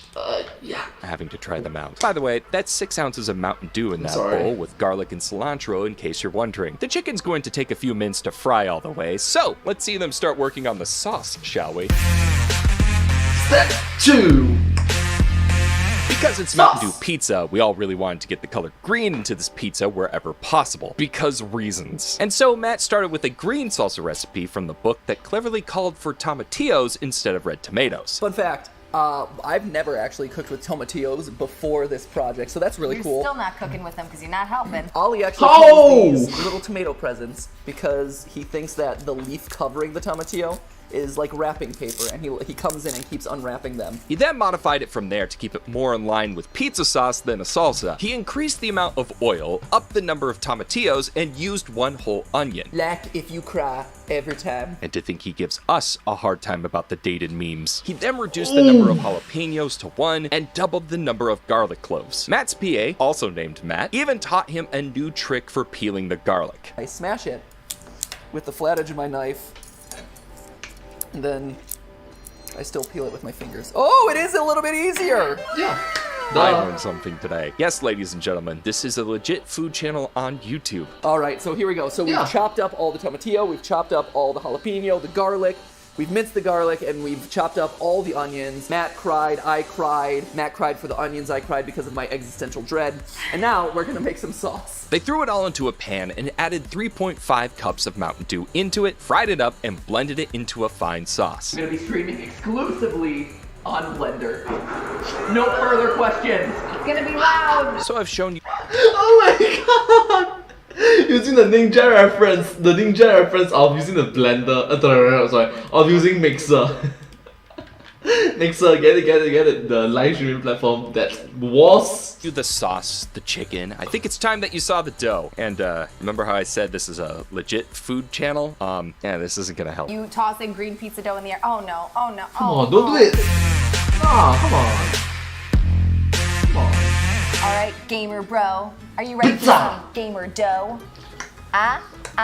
Do the dough. Every gamer loves a nice healthy sprinkling of flour. This is something that everyone likes to do at their LAN party, right? Sprinkle flour. Sprinkle. Boom! Wasted. So we've pre-prepped the dough because that took quite a while to rise and to take on the full consistency of Nickelodeon gack. Like, I actually think we have discovered the secret gack recipe. It's either gack or the snot that blocks my nasal cavity. Oh, man. Nickelodeon. Eat your heart out, every kid's slime channel ever. You should put some flour on your hands, not on my face. So the first thing we have to do is kind of knead out some of the air that's been in here. So this is a full, like, yeast dough rising kind of flour, so we can really get in there and kind of knead it out to make sure that the gluten is really developed. I learned that. Ooh. I know, I learned it from the Great British Baking Show. So a lot of the recipes in the Mountain Dew cookbook mix Mountain Dew into things like pancakes, muffins, etc., all of which require baking soda. However, none of the recipes in the book give guidance for a yeast-based dough. So Matt had to figure that out himself. Would yeast even be able to feed off of Mountain Dew? Apparently, yes. Caffeinated it right up, just like me after my 8th cup of coffee before 10 a.m. He knew that before 10 a.m. you consume 8 cups of coffee. That can't be good for your health, right? he liked the amount of Mountain Dew flavor in the pancakes, so he put approximately the same proportion into our crust, meaning another half can of Mountain Dew went straight into the dough as a water substitute. I can feel all the sugar in my veins, and I'm just reading this script. This is the worst sounding thing I've ever had to read. He did end up microwaving the Mountain Dew prior to adding it to the rest of the ingredients, as it need to be slightly warm in order to activate the yeast. Stephanie, can you toss it in the air and make it, you know, actually do the pizza thing? Can you do the pizza thing? I'm not that Italian. Do the pizza thing. I'm an actual Italian citizen, but I'm not that Italian. Look at this. This is so good. I'm so sad right now. Oh, it just looks like you killed it. We just killed a lizard in the backyard. This is our dead iguana that we're just tossing around. With the dough tortured into place and Steph's citizenship in question, it was time for them to stuff the crust. That's right, they wanted to do stuffed crust, because why not embrace the gooey goodness of the stuffed crust 90s pizza that was the pinnacle of the Friday night LAN parties nationwide? It was also a great way to get some more neon green into this dish. Step 4, the more you know. To make the stuffed crust filling, they started with the book's grilled cheese sandwich and switched out cheddar for mozzarella. So really it was a bunch of mozzarella mixed with some cream cheese. To infuse it with the essential Mountain Dew flavor, they reduced down about 3.5 cups of soda to about a quarter cup. You could say they took some Mountain Dew and turned it into some Mountain Goo. Matt forced me to include that joke. He was very proud of it based on the amount of times he used it in this footage. Mountain Goo. Mountain Goo. Mountain Goo. I feel my grip on reality fall apart as I slowly become nothing but an empty husk filled with puns and bad dad jokes. Oh my god, guys. Okay, stop the video for a moment first. Oh my god, NetPad. NetPad, come on, man. I know you're a dad, but the dad jokes a bit cringe. The scent hitting my nose. Oh, it's pungent. Of warm, reduced Mountain Dew. God. It is palpable. And we still have about a quarter cup left to reduce it. I think the hairs in my nostrils just shriveled up and died. All right, so our Mountain Goo has finally reduced down to past the point of being neon green and now into just like poorly hydrated urine yellow.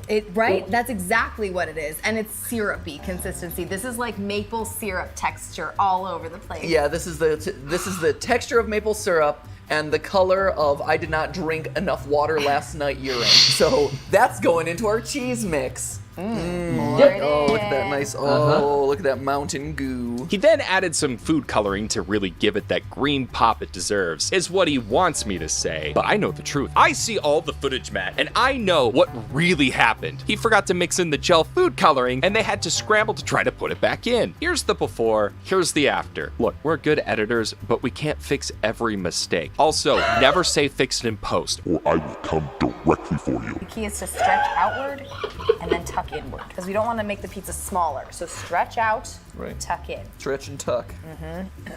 Just like on RuPaul's Drag Race. Whoa, I was that, but I wasn't going there.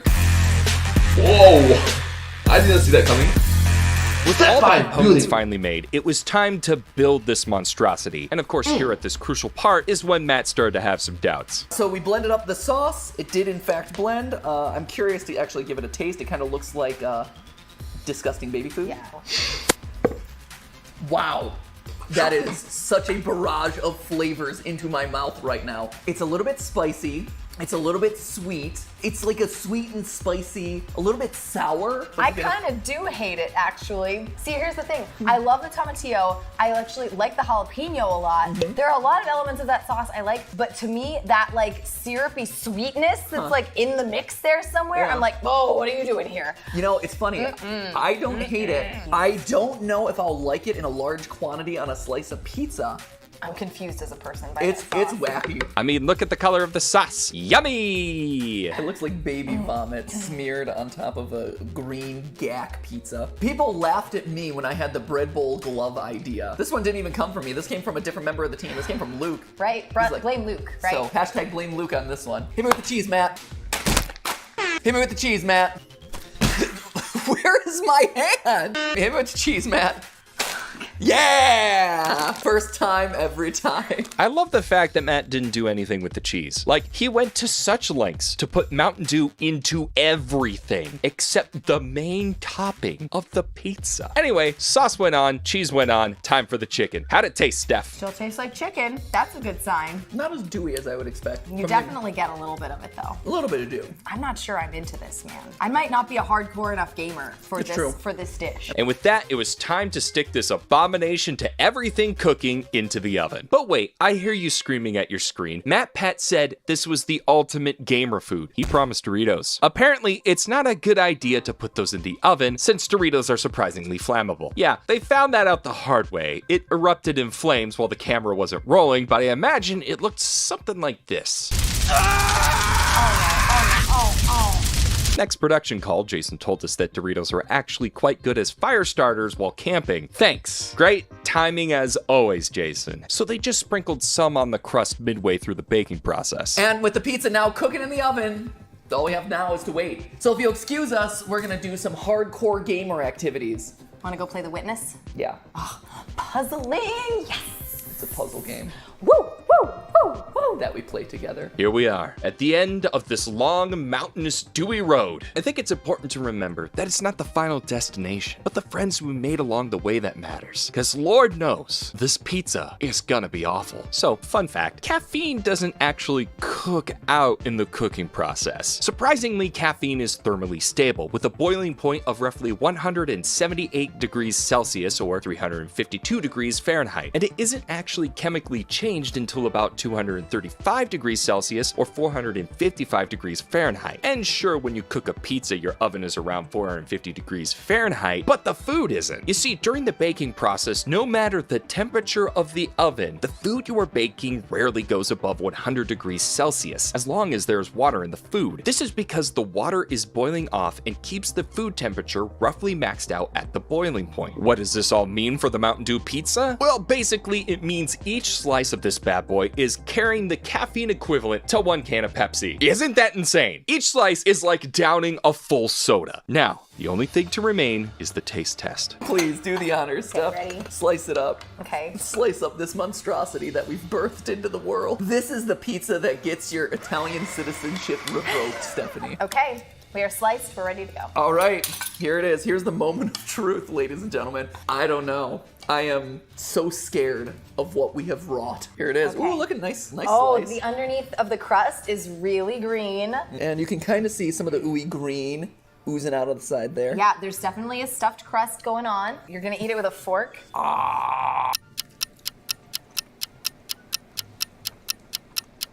Why did we do this episode?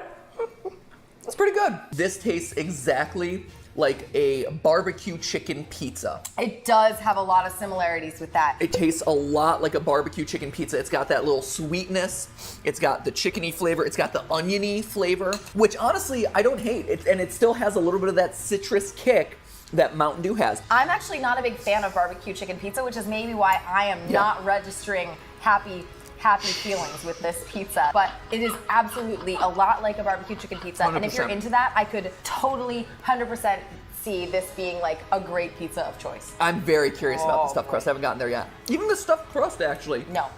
Also very good. No. The one thing we can agree on, this is, I will say, hands down, the ultimate gamer food. So there you have it, loyal theorists. Today, Matt and Steph set out to create the ultimate gamer food, and they had something surprisingly palatable. Success? I personally have no idea, but we think we got a recipe to help Mountain Dew get to that 100 pages. So, hit us up, Mountain Dew. I think we just might have the missing piece to your unnaturally green buffet. And once again, a huge thank you to today's sponsor, Crime Scene Kitchen, premiering Wednesday at 9/8 Central, right after the Masked Singer finale on Fox. If you love desserts, and let's be honest, who doesn't, then Crime Scene Kitchen is a culinary guessing game you're not gonna want to miss. And always remember, that's just a theory. A food theory. Bon appetit. Matthew, this episode's starting to feel a little cheesy. Oh, there's a reason I hang out with you in my life. It's because I know how to cook, isn't it? No, it's because you put up with projects like this. I'm so sorry. I'm so sorry. We're gonna retire someday, right? We're gonna be doing this when we're 60. That's it. Done. Oh, technical difficulties.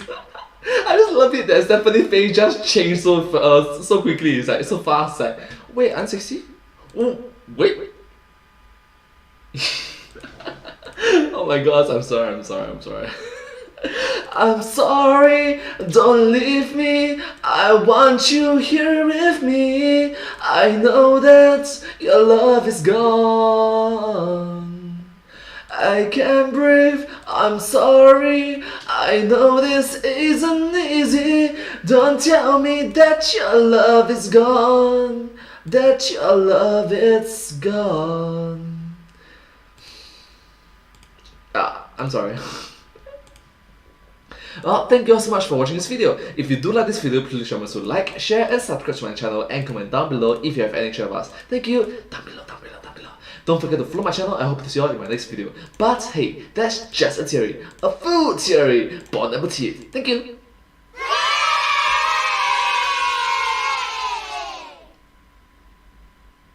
And I hope to see you all in my next video. Thank you so much. Bye bye. Once again, please remember to subscribe.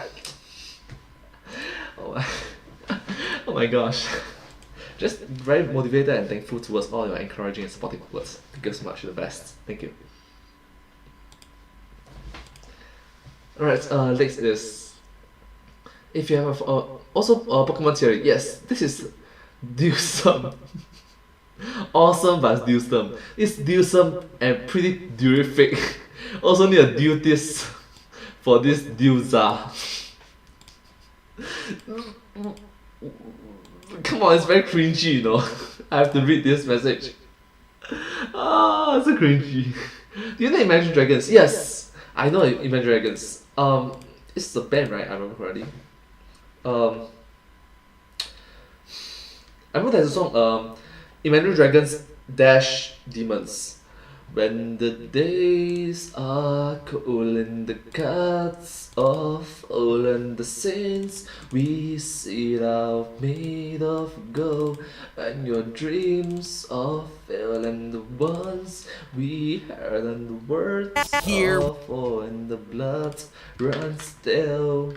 I want to hide the truth, I want to shelter you, but with the beast inside, there's nowhere we can hide. No matter what we breed, we still are made of greed. This is my kingdom come, this is my kingdom come. When you feel my heat, look into my eyes. It's where my demons hide, it's where my demons hide. Don't get too close, it's dark inside. It's where my demons hide, it's where my demons hide.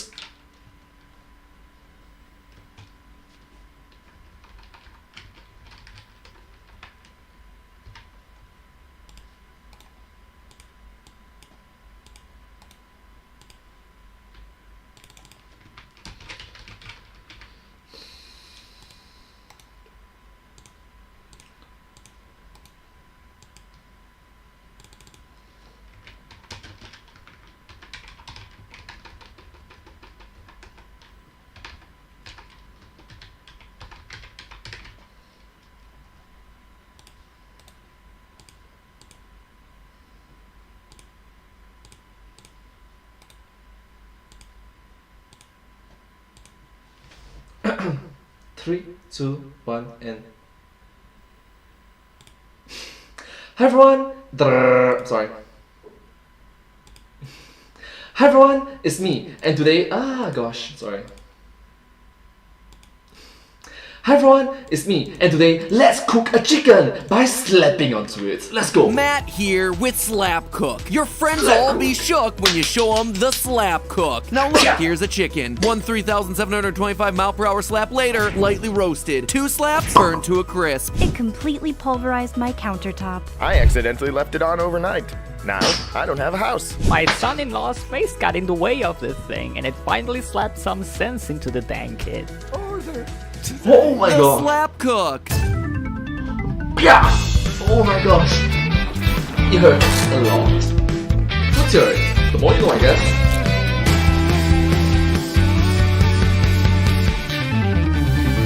Hello, Internet. Welcome to Food Theory. Hello Internet, welcome to Food Theory. Hi, so let's slap a chicken until you can eat it. We're asking you to slap that subscribe button at precisely 3,725.95 miles per hour. For subscribe! All you across the pond that want to slap that subscribe button, that's 5,996 kilometers per hour. Miles and kilometers, love it. That's right, friends. Today we're talking about cooking chickens by slapping them. Don't look at me like that. You saw the thumbnail, you know the meme, you clicked. That's why we're all here. See, the question at hand is this. If kinetic energy is converted to thermal energy upon impact, how hard do you need to slap a chicken in order to cook it? And first and foremost here, can I just say that I love the question? It's a perfect blend of absurdity and Newtonian physics, and I am super jealous that I wasn't the first one to think of it. Now, this thought experiment seems to have originated with a 2018 Reddit post, but it wasn't until 2019 that it achieved full-blown mainstream virality, when it was posted to the No Stupid Questions subreddit. Normally, this would be the kind of question that would get me to dust off the old TI-89 and come up with a definitive answer, but that ground has already been well trod. Reddit user StumblyB replied to the original post with a calculation that a single slap with a velocity of 825 miles per hour, or 368 meters per second, would do the trick, but ultimately it was Parker Ormond, our self-described friendly neighborhood physics major, whose answer became became immortalized in meme after meme after meme. By Ormond's calculations, a human hand This chicken is underslapped. traveling at 3,725.95 miles per hour or 1,665.65 meters per second would do the trick. Now, both answers are way, way, way faster than a human being can achieve in real life, given that even top-tier professional baseball pitchers max out in the vicinity of 100 miles per hour, 44.7 meters per second. But I'm not gonna let a little thing like the laws of physics derail today's episode, friends. I started researching this topic because I wanted to find someone capable of slap cooking a chicken, and dang it, that's exactly what I'm gonna do. Friends, if real-life humans are incapable of cooking a chicken, then we'll have to look beyond real life. The internet has The Batman slap. tossed out plenty of ideas, but today we're gonna answer the question definitively. Which fictional character would be best equipped to slap cook a chicken? Like, what exactly does our tier list here look like? So fire up both brain hemispheres, theorists, because today we're blending physics, food, and fiction. First off, let's lay down the ground rules. The point is to cook a chicken by slapping it and supplying it with kinetic energy, as per that original Reddit prompt. That means no cheating by using thermal energy. Sorry, Human Torch, but slapping with flaming hands violates the spirit of this challenge. Now, we're obviously talking about a very, very, very big slap here. Using the equation kinetic energy equals half mass velocity squared, we can determine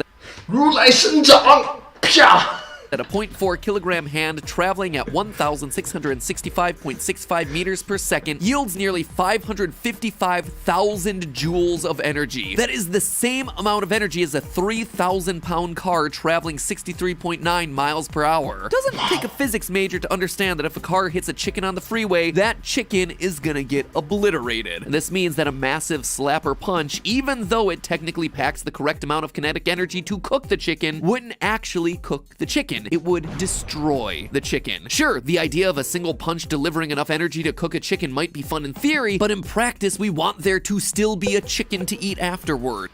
So instead of, like, for example, one punch man is one slap man. I'm sorry. Rather than completely pulverizing the thing with a single slap, or if you prefer, one punch. Sorry, Saitama, you can warm the bench over here with Captain Falcon and the Hulk. Now, our friendly neighborhood physics major, Parker Ormond, anticipated this. While his single slap figure has been the one getting the most play in the memes, he also calculated how a chicken could theoretically be cooked with 23,034 average slaps, where a human's hand is traveling just 11 meters per second. But as every good scientist knows, you can theorize all you like, the real testing ground is actual experimentation. And true to form, someone did an experiment to test whether 23,034 slaps would suffice to actually cook a chicken, right here on this wonderful website we call YouTube. Hats off to Lewis Wise, who documented his epic journey to create the meat beater. The meat beater 9001. Yes, its model number really is over 9,000. Yep. I just love it when YouTubers are nerds as well, geeks as well. Let me try this. It's over 9,000! I'm sorry. The meat beater, as the name suggests, is a device intended to pound chicken flesh until it heats it up enough to cook. Obviously, what else would that combination of words mean? And yep, let's stay wholesome and family friendly. It is different kind of meat beater.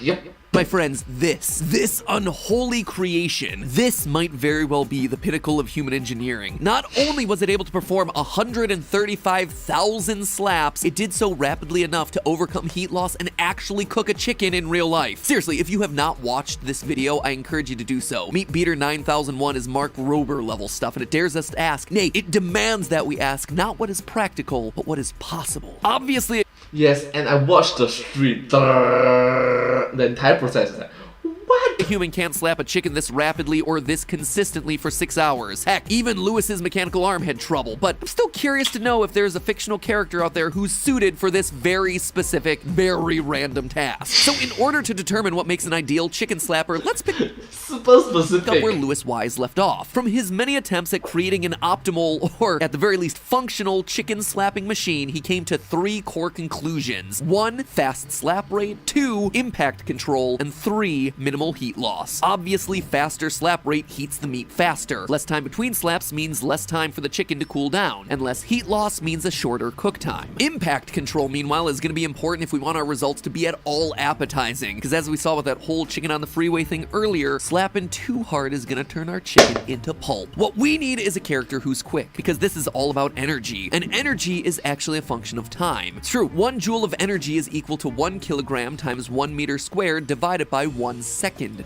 I just love this equation. Squared. To put it in non-mathematical terms, the shorter the time, the more energy you get. That is to say, a kid who can carry out a slapping motion with their hand in 1 second will transfer more kinetic energy to a chicken than, say, a sloth who takes 10 seconds to complete the same slapping motion. But more to the point, heat loss between slaps is also a function of time, which means that a character able to deliver light, rapid slaps one after the other really is going to be giving us the best bang for our buck for every single one of our requirements. So whoever our fictional character of choice is, they gotta go fast. And obviously that brings to mind one character in particular, Sonic. He's been Sonic! Gotta go fast!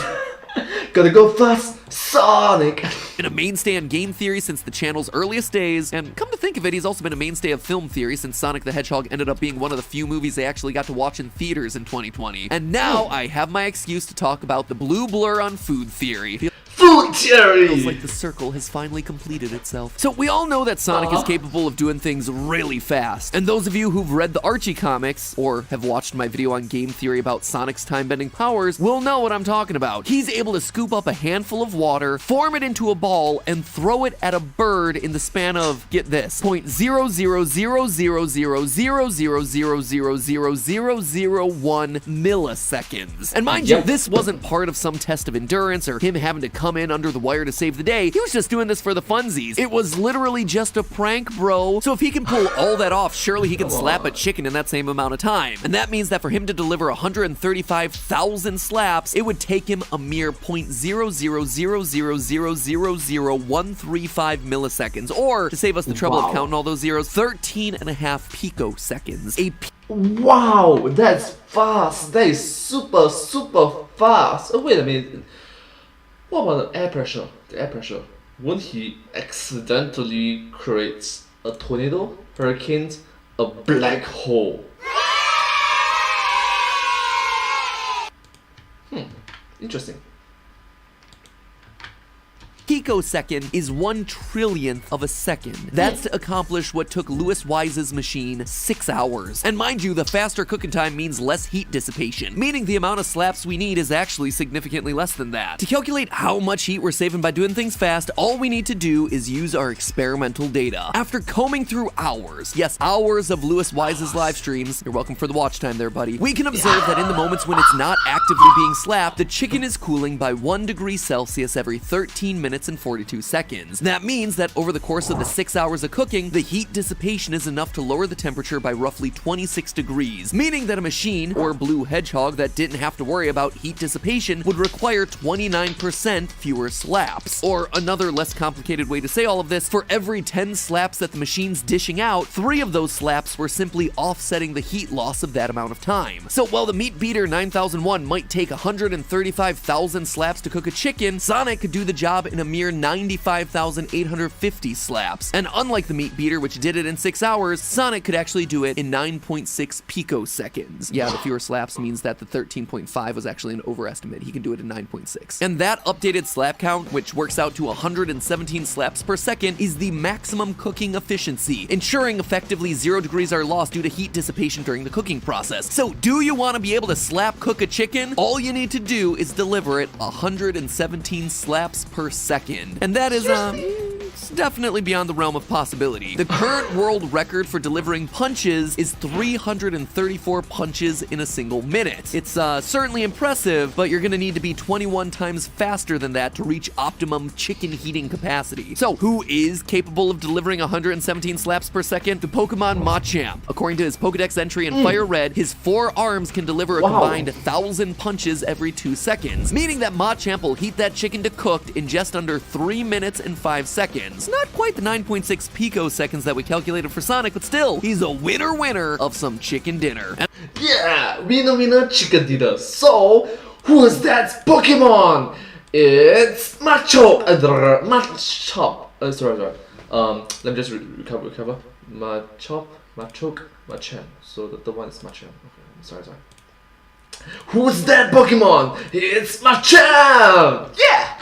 As for other candidates, Quicksilver's probably getting the job done. If his body can react fast enough to move out of the path of a bullet in 0.006 seconds, which is what we see him do in the X-Men movies, then surely he can deliver a slap in that same amount of time, which would amount to 166 slaps per second, comfortably over our requirement for optimum heating. Though, even at those speeds, it would still take him 9 minutes and 37 seconds to deliver enough slaps to fully cook the thing. And you see, that bullet dodge actually gives us a pretty good benchmark. As we saw with Quicksilver, any character fast enough to react to a speeding bullet is meeting the requirement for not losing a single degree of heat during the slap cook. So that includes the likes of Neo, Goku, Superman, the Flash, other speedsters. Now, I also looked into characters capable of freezing time. After all, someone like Zach Morris or Link from Breath of the Wild would be able to stop time, lightly slap the chicken thousands of times at his leisure, and then technically cook the chicken in 0 seconds, right? Well, not quite. Remember how we established that energy is a function of time? Basically, if no time passes, there can be no energy. If we plug a 0 into the equation from earlier, that results in a value that's undefined. You can't divide by 0 here, people. So characters capable of slowing time down are actually far more effective at cook slapping a chicken than characters who can only freeze time outright. So ultimately, I'm gonna have to give the slapping crown to Sonic. Not only does he meet the requirement of delivering those slaps in less time than it would take the chicken to cool down due to heat dissipation, but he delivers those slaps in less time than it takes to blink. In fact, based on what we know about the speed that human eyelids move, he's cooking that chicken about 10.4 billion times faster than the blink of an eye. Hey, wanna see me cook a chicken? Wanna see me do it again and again and again and again? Of course, he's fictional, so we'll never actually get to enjoy a Sonic slap-cooked chicken. However, what we can enjoy is a delicious meal from the sponsor of today's episode, HelloFresh. Steph and I have been on the HelloFresh train for a while now, because it cuts out stressful meal planning and prepping. That way you can just enjoy cooking and get dinner on the table in about 30 minutes, or heck, even 20 minutes with their quick and easy options for when you gotta go fast. Now, I know what you're all wondering, and the answer is yes. I did try slapping some of the HelloFresh meals, and no, it did not work out. I highly recommend sticking with their easy-to-follow instructions, because why mess with perfection? HelloFresh has more 5-star recipes than any other meal kit, so you know that you're getting something delicious every single time, especially if you order the garlic bread, which is just incredible on its own. So here's the deal, theorists. Head on over to HelloFresh.com and use the code FoodTheory12 to get yourself 12 free meals and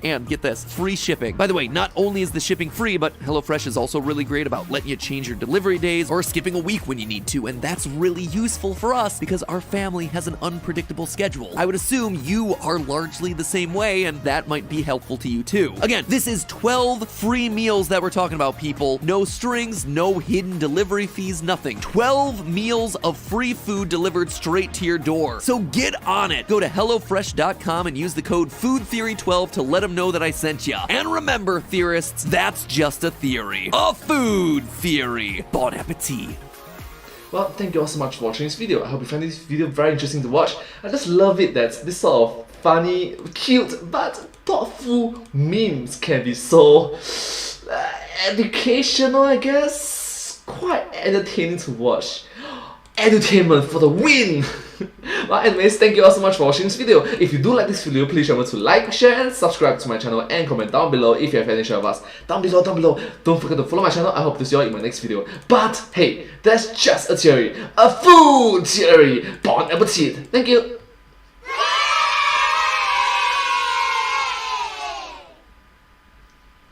And I hope to see you all in my next video. Bye-bye. Subscribe. Thank you.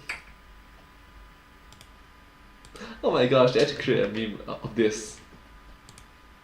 Oh wait, let me just read. Okay, this is Dewsum and Pretty Terrific. Seriously, like, it's so cringy to watch it. I also need a duties for this Dewsa. Oh my gosh, man. Oh, so cringy to read. Do you know Imagine Dragons? Yes. This is where my demons hide, is where my demons hide. Don't get too close, it's dark inside. It's where my demons hide, it's where my demons hide. Sorry, my friend, no worries, no worries. Man, this is counter of chopping 10,000 apples in 10.0 picoseconds. That is very good, that is, okay. So, I learned this back when I was schooling, okay? Tetra Tetra, Tera, Giga, Mega, Kilo, Hecto, Deca, Deci, Centimilli, Micro, Nano, Pico. So it's it actually starts from Tera, Giga, Mega. So Tera is 12, Pico is 12. So it's this positive of 12, this is the negative of 12. Then in above Tera is Tetra. So I just put a Tetra in front. So what I normally learn is Tera, Giga, Mega, Kilo, Hecto, Deca, Deci, Centimilli, Micro, Nano, Pico. Then at front I'll just put a Tetra above. It just sticks to my head for so many decades. Wow, I feel old. Oh man, I feel old, man. Gosh. Alright, next. What type of acid/liquid in apples? I don't know. I'm sorry. What is it? Can you tell me? Thank you. Alright, one last video.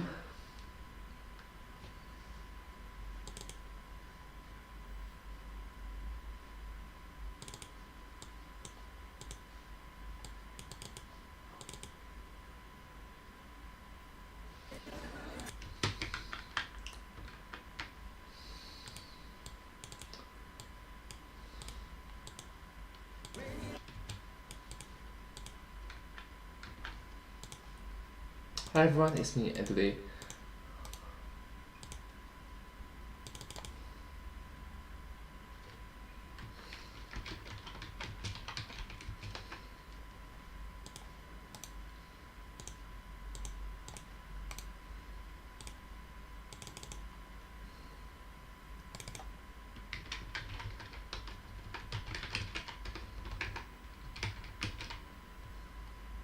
stomach.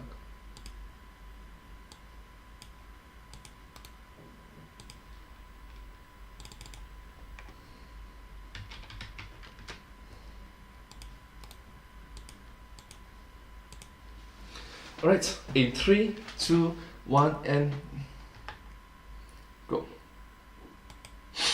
Hey! That's right, sorry. 3, 2, 1. Hey! Hi everyone, it's me, and today, can you let's pop. 3, 2, 1, and hey! Hi everyone! Sorry. My bad. 3, 2, 1, and hey! Hi everyone, it's me, and today let's pop a stomach together with food. Let's go. Kirby.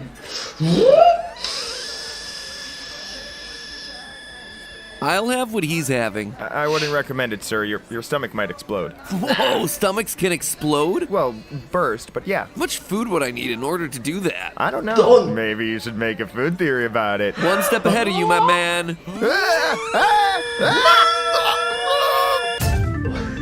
Please don't do it, it's litter, it's deadly, it's just deadly litter, is not healthy, don't do it.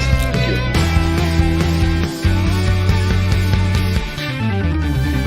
Hello Internet, welcome to Food Theory. Hello Internet, welcome to Food Theory. Hello, stay healthy, thank you so much, thank you. The show that's bursting with information. Theorists, over the past year, this channel has given me the opportunity to try lots of different foods, some more enjoyable than others. I've also found myself eating huge quantities of food. By the end of the Diet Soda Tournament episode, for instance, Steph and I felt like we were ready to explode, which got Not healthy, please don't do that. me wondering, could we? Like, is it possible to eat or drink so much that the human stomach actually bursts? And I'm not alone in wondering this either. For months, the Food Theory channel's been inundated with comments asking if overeating can pop a human stomach. And the short answer to that question is, yeah. It's not very common, but stomachs have been known to rupture as a result of overeating. Why is it so uncommon? Well, contrary to what you may have seen on, say, Mythbusters' very first episode when they attempted to blow up the stomach of a deceased pig using cola and Pop Rocks, bodies of living organisms have a bunch of ways to prevent that level of overeating and stomach pressure. So let's pretend for a moment that some total weirdo out there wants to eat enough to make his stomach burst. Let's call him, I don't know, Clive with a K. My apologies to anyone out there named Clive with a K. Anyway, if Clive wants to eat so much food that his stomach bursts, he's gonna be in for quite the battle. Not only against his own stomach, but also against his own brain. So get ready to fill up on some food facts, friends, because when it comes to stomach capacity, all food is food for thought.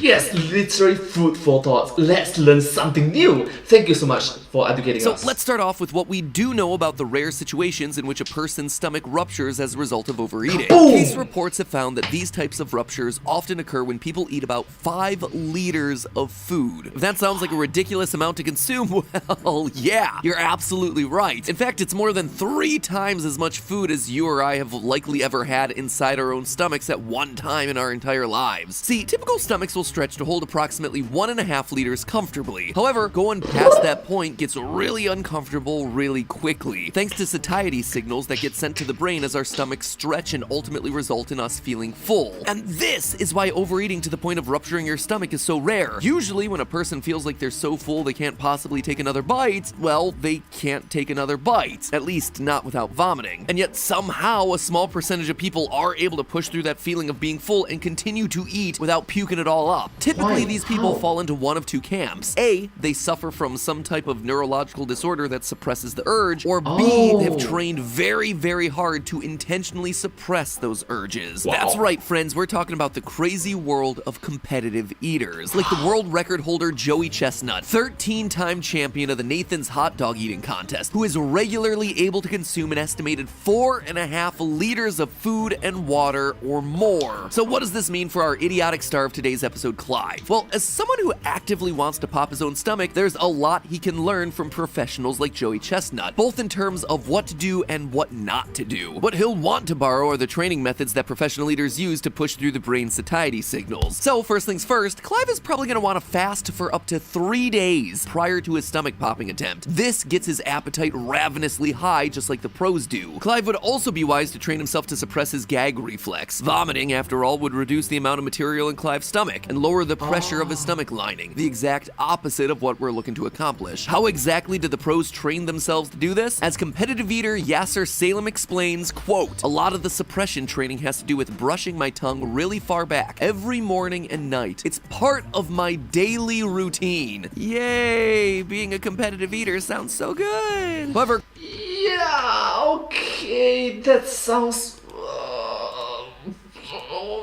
I'm sorry for you. Clive isn't going to want to borrow every aspect of the competitive eater's training regimen. Competitive eaters focus a lot of their training on stretching their stomachs by, say, drinking a full gallon of water very quickly. For Clive, however, this is counterproductive. Ripping his stomach is the name of the game, so he's going to want his stomach as small and brittle as possible. And speaking of small stomachs, our stomachs can get very, very small. When completely empty and at rest, our stomachs shrink down to only hold about 2.5 ounces. That is 0.074 liters. As our body prepares to eat and digest food, it goes through what's called cephalic phase responses. These responses result in a variety of changes to our body, increasing stomach size and also increasing the production of digestive fluids. And here's the craziest part, friends. These responses don't wait for the food to actually hit our stomachs. They begin the moment that we even start thinking about food. So if Clive wants to take advantage of his stomach when it's at its absolute smallest, he's gonna want to surprise himself and his stomach with an impromptu food binge. Kind of like how I surprised myself with an impromptu Taco Bell 4th meal last night, and now I'm regretting that tremendously. So now Clive, whose terrible decisions have led him to this moment when he's attempting to intentionally pop his own stomach, has just one final bad decision to make. What food should he pile onto his extra large plate? And he will need a massive plate. In terms of everyday foods, 5 liters works out to be 182 ounces of steak, 143 chicken nuggets, or a spaghetti noodle that is 1.7 kilometers long. But of all the foods available to him in the world, which will provide Clive the absolute best chance to rupture his stomach? Well, he should probably look into foods that digest very, very slowly. The slower a food digests, the slower it's going to exit the stomach, and the easier it's going to be for Clive to build that food up inside his stomach to the point that it pops. What are the slowest digesting foods out there, you ask? Meat and fish, which can take up to 2 days to digest completely. So I'm going to recommend the fish with the bones left in. That's because fish bones, when swallowed, often puncture the organs around our GI tract, and that includes the stomach. Again, and I cannot stress this enough, do not be like Clive, friends.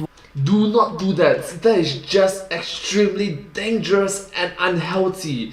could be super deadly. It could kill you. Swallowing fish bones is not safe, and Clive is well aware of this. He just doesn't care because he's an idiot. Anyway, if Clive can manage to puncture his stomach wall with a fish bone, that's only going to make it that much easier for the stomach wall to rupture completely from all the added food pressure. Now, some of you might be wondering, what about foods that release gas inside the stomach? It could be a pretty effective way to build up the pressure inside Clive's stomach immediately, right? Blow the whole thing up like a balloon. After all, Mythbusters successfully popped a pig's stomach, which, as they explain in the episode, is quite similar to a human stomach, using the carbon dioxide released from baking soda. So, would gas be a more effective way to pop Clive's stomach than using solid food and liquid? Well, the answer to that is yes. If and only if Clive has done his training and is able to suppress the urge to burp. And mind you, that is a big if. Think about it this way. Competitive eaters train extensively to prevent the contents of their stomach from escaping back up to the esophagus. For the most part, they're able to keep solids and liquids down no matter the circumstance. But as for gases, those naturally escape as part of the eating process. So if Clive wants to use expanding gases to help him in his quest, he absolutely can. But he should do it right at the end of his meal, as he feels fit to burst, because that'll provide a final push as his stomach is already at capacity, pushing him well past the point of satiety as chemical reactions happen in his gut, whether he wants them to continue or not. That train has left the station, friend. So with all of this in mind, I'm gonna R.I.P. City. suggest Clive take a two-pronged approach to his meal selection. He should focus on eating fish with bones included first. He should then follow it up with a couple spoonfuls of baking soda, just like Mary Poppins always recommended. Wait, did Mary Poppins not say that a spoonful of baking soda helps the stomach rupture? Cheeky. And then wash the whole thing down with a nice tall glass of vinegar. A chemical reaction will occur that ultimately releases carbon dioxide gas. If he's able to keep that gas down, Clive's stomach should rupture just like the Mythbusters' pig stomach did. However, in the likely event that some belches occur and that gas pressure gets relieved, roughly 5 liters of fish and fish bones will be his best bet at achieving his incredibly stupid, dumb, stupid goal, while also answering Theorist Nation's incredibly stellar question. But hey, that's just your stomach after eating Taco Bell's nuclear explosion. No, that's not funny. That's not funny. That's not funny. a theory. A food theory. Bon appetit. Theorists, if you enjoyed today's episode, I highly recommend that you check out the grocery store thumbnail on your screen. Yep, Food Theory went and answered the age-old question, how long could you survive in a locked supermarket using only the food that's in there? Okay, so maybe it's not exactly an age-old question, but a theorist posed the question to us in the comments, and we went all out to figure out the answer. By the way, if you have any episode ideas that you think would be great for Food Theory to tackle, always feel free to toss those in the comments. I am eager to hear what you theorists are hungry to watch. And again, do not be like Clive. Do not attempt to eat so much food that your stomach ruptures, okay? Instead, why don't you watch so many Food Theory episodes that your brain explodes? That's a way more productive use of your time and effort. Anyway, punch that subscribe button harder than you want to punch Clive in the face, and I'll see you next time. Just a spoonful of baking soda helps the stomach pop. The stomach pop. Yep, that is not healthy. Please don't do that. Please be safe. Please be safe. Think about it. It's just not good for your health. Alright. Anyways, thank you all so much for watching this video. I hope you find this video very educational and just a bit weird. No, very strange. Dr. Strange. If you do like this video, please remember to like, share, and subscribe to my channel and comment down below. If you have any questions about us, don't forget to follow my channel. And sincerely appreciate all of the support and passion for my work. Thank you guys so much for advice. I hope you see you in my next video. But hey, that's just a theory. A food theory! Bon appetit. Thank you.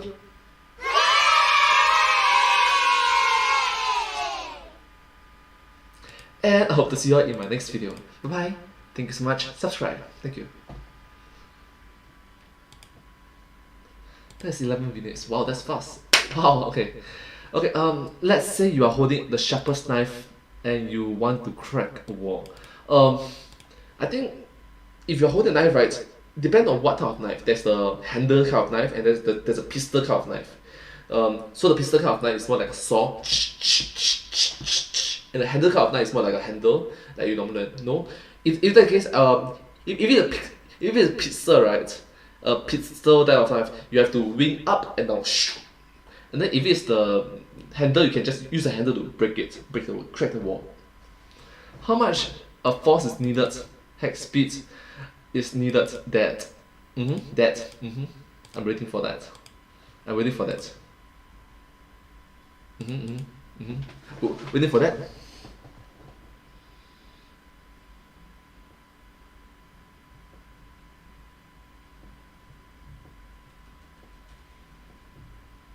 You know what would be very awkward? If you just put it, how much is that? I thought like, no more? And also depends on what type of wall is you're considered wall. A wall made out of stones, a made of concrete, a made of asphalt, a wall made of cardboard, a wall made of paper, a wall made of glass, a wall made of Nokia 331. A wall made of Nokia 3310. that meme. Oh my god, I can still remember the meme. The strongest Nokia phone can block bullets. Alright, anyways, thank you all so much for coming over to my live stream today. I'm going to end my live stream soon. Right now it's 6:06 p.m. Normally in Singapore, 6 p.m. is normally the time in which, a lot of things ends. Like for example, you end your school at 6 p.m. latest, your job ends, or maybe you reach home at 6 o'clock, or maybe you start cooking dinner at 6 o'clock, or maybe you start eating dinner at 6 o'clock. So 6 o'clock, maybe you start to take a bus home, start to train home, start to take a cab home at 6 o'clock. So 6 o'clock right now, I'm going to end my live stream so I can cook dinner later. So thank you so much for coming over to my live stream. Let me do the outro, shall we? Okay, let's do it. Wall brick. Oh, wall made of brick. Okay. That's a very good question. But what is the adhesive? Okay, adhesive. Yes. What is the adhesive that is connecting the multiple different blocks? Or maybe you are trying to say that this entire wall is made of one single block. If that's the case, it's a bit not functional. It's a bit not functional because it's the very fact that walls are made of you can see that some kind of walls are made of bricks and adhesive, bricks, adhesive, bricks, adhesive, brick, adhesive, is more towards portability so that a mass individual can use it. Or maybe if you're talking about a wall, like a super big wall made of one brick, one single brick. And also the thickness of the brick is also important. Like for example, right, you also know I learn martial arts. Okay? You also know I learn martial arts. To be honest, there's different. I punch, I strike, I kick, I slap, I palm strike. A lot of things. Elbow. Different types of boards before. Those boards I break, those boards I didn't break. Tiles, wooden block, plastic board. I recognize something. Those thin ones are super easy to break to the point in which I accidentally. That's the thing, it's very expensive. So the thing that you see on performance, right? The board itself is quite hollow. It's meant to be broken, alright? It's meant to be broken. And inside the board, there's a lot of powder like that, to have the effect when you are doing the performance. So as to have a more pizzazz. Yeah, when you do the kick, something like that. So anyways, I'm gonna do my outro right now. Hopefully, Lockdown Gamer, I have answered your questions with more questions. Yeah, sorry. Like maybe if the wall made of brick is like 1 cm or like 1 cm thick, it's a bit thin lah. Easily, yeah. Okay, let's do outro. Thank you all so much for coming over to my live stream. If you do like this live stream, please remember to like, share and subscribe to my channel and comment down below if you have any share of us. Don't forget to follow my channel and hope to see you all in my next video. Live stream, gosh. Take two.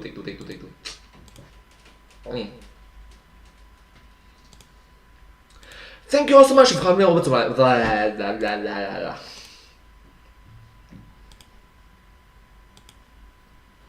Thank you all so much for coming over to my live stream. If you do like this live stream, please remember to like, share and subscribe to my live stream and comment down below if you have had anything to share with us. Don't forget to follow my channel.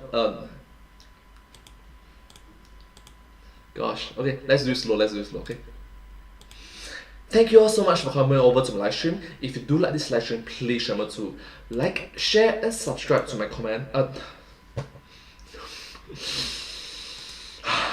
my channel. One more time. Thank you all so much for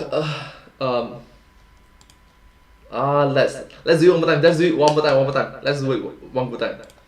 Thank you all so much for coming over to my live stream. If you do like this live stream, please remember to like, share, and subscribe to my channel, and comment down below if you have any share of us. Don't forget to follow my channel, and hope to see you all in my next video. Thank you all so much. It's very motivating, uplifting, and encouraging to see all your supportive, positive, and wholesome comments down below. Thank you so much. You're the best, and hope to see you all in my next video. But hey, that's just a theory. That is just a live stream. Oh gosh. One more time. How can I mess up my own outro? I've been saying it for so many times already. Okay, let's do it. 3, 2, 1. Thank you all so much for coming over to my live stream. If you do my...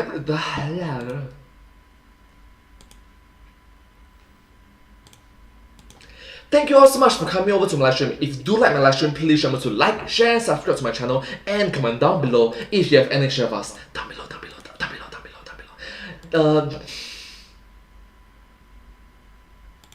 I forgot what to say. Done. So many energy. Thank you all so much for coming over to live stream. If you do my... What am I doing, man? Seriously, what am I doing? Let's do it one proper time. Thank you all so much for coming over to my live stream. If you do like my live stream, please remember to like, share, and subscribe to my channel, and comment down below if you have any share of us. Thank you so much. Don't forget to follow my channel, and hope to see you all in my next video. Sincere gratitude and appreciation for all your support. Your wonderful encouragement is very uplifting and wholesome to see all your positive comments down below. Thank you so much. But hey, that's just a stream, a live stream. Thanks for watching. Thank you so much, and I hope to see you all in my next video, in my next live stream as well. Thank you. Bye bye. Subscribe. Thank you. Yes! Oh my gosh, finally. Okay, anyways, let's end my live stream. Thank you so much, Solomon, and thank you so much, Lord Daha Gamer, for coming over to my live stream. You guys are the best for keeping the live stream so engaging and active. Thank you so much. You're the best. Hope to see you all in my next live stream. Hopefully tomorrow I can live stream as well. Thank you so much. And let's go. End stream. What am I doing? I need to get some sleep. I need to get some proper sleep.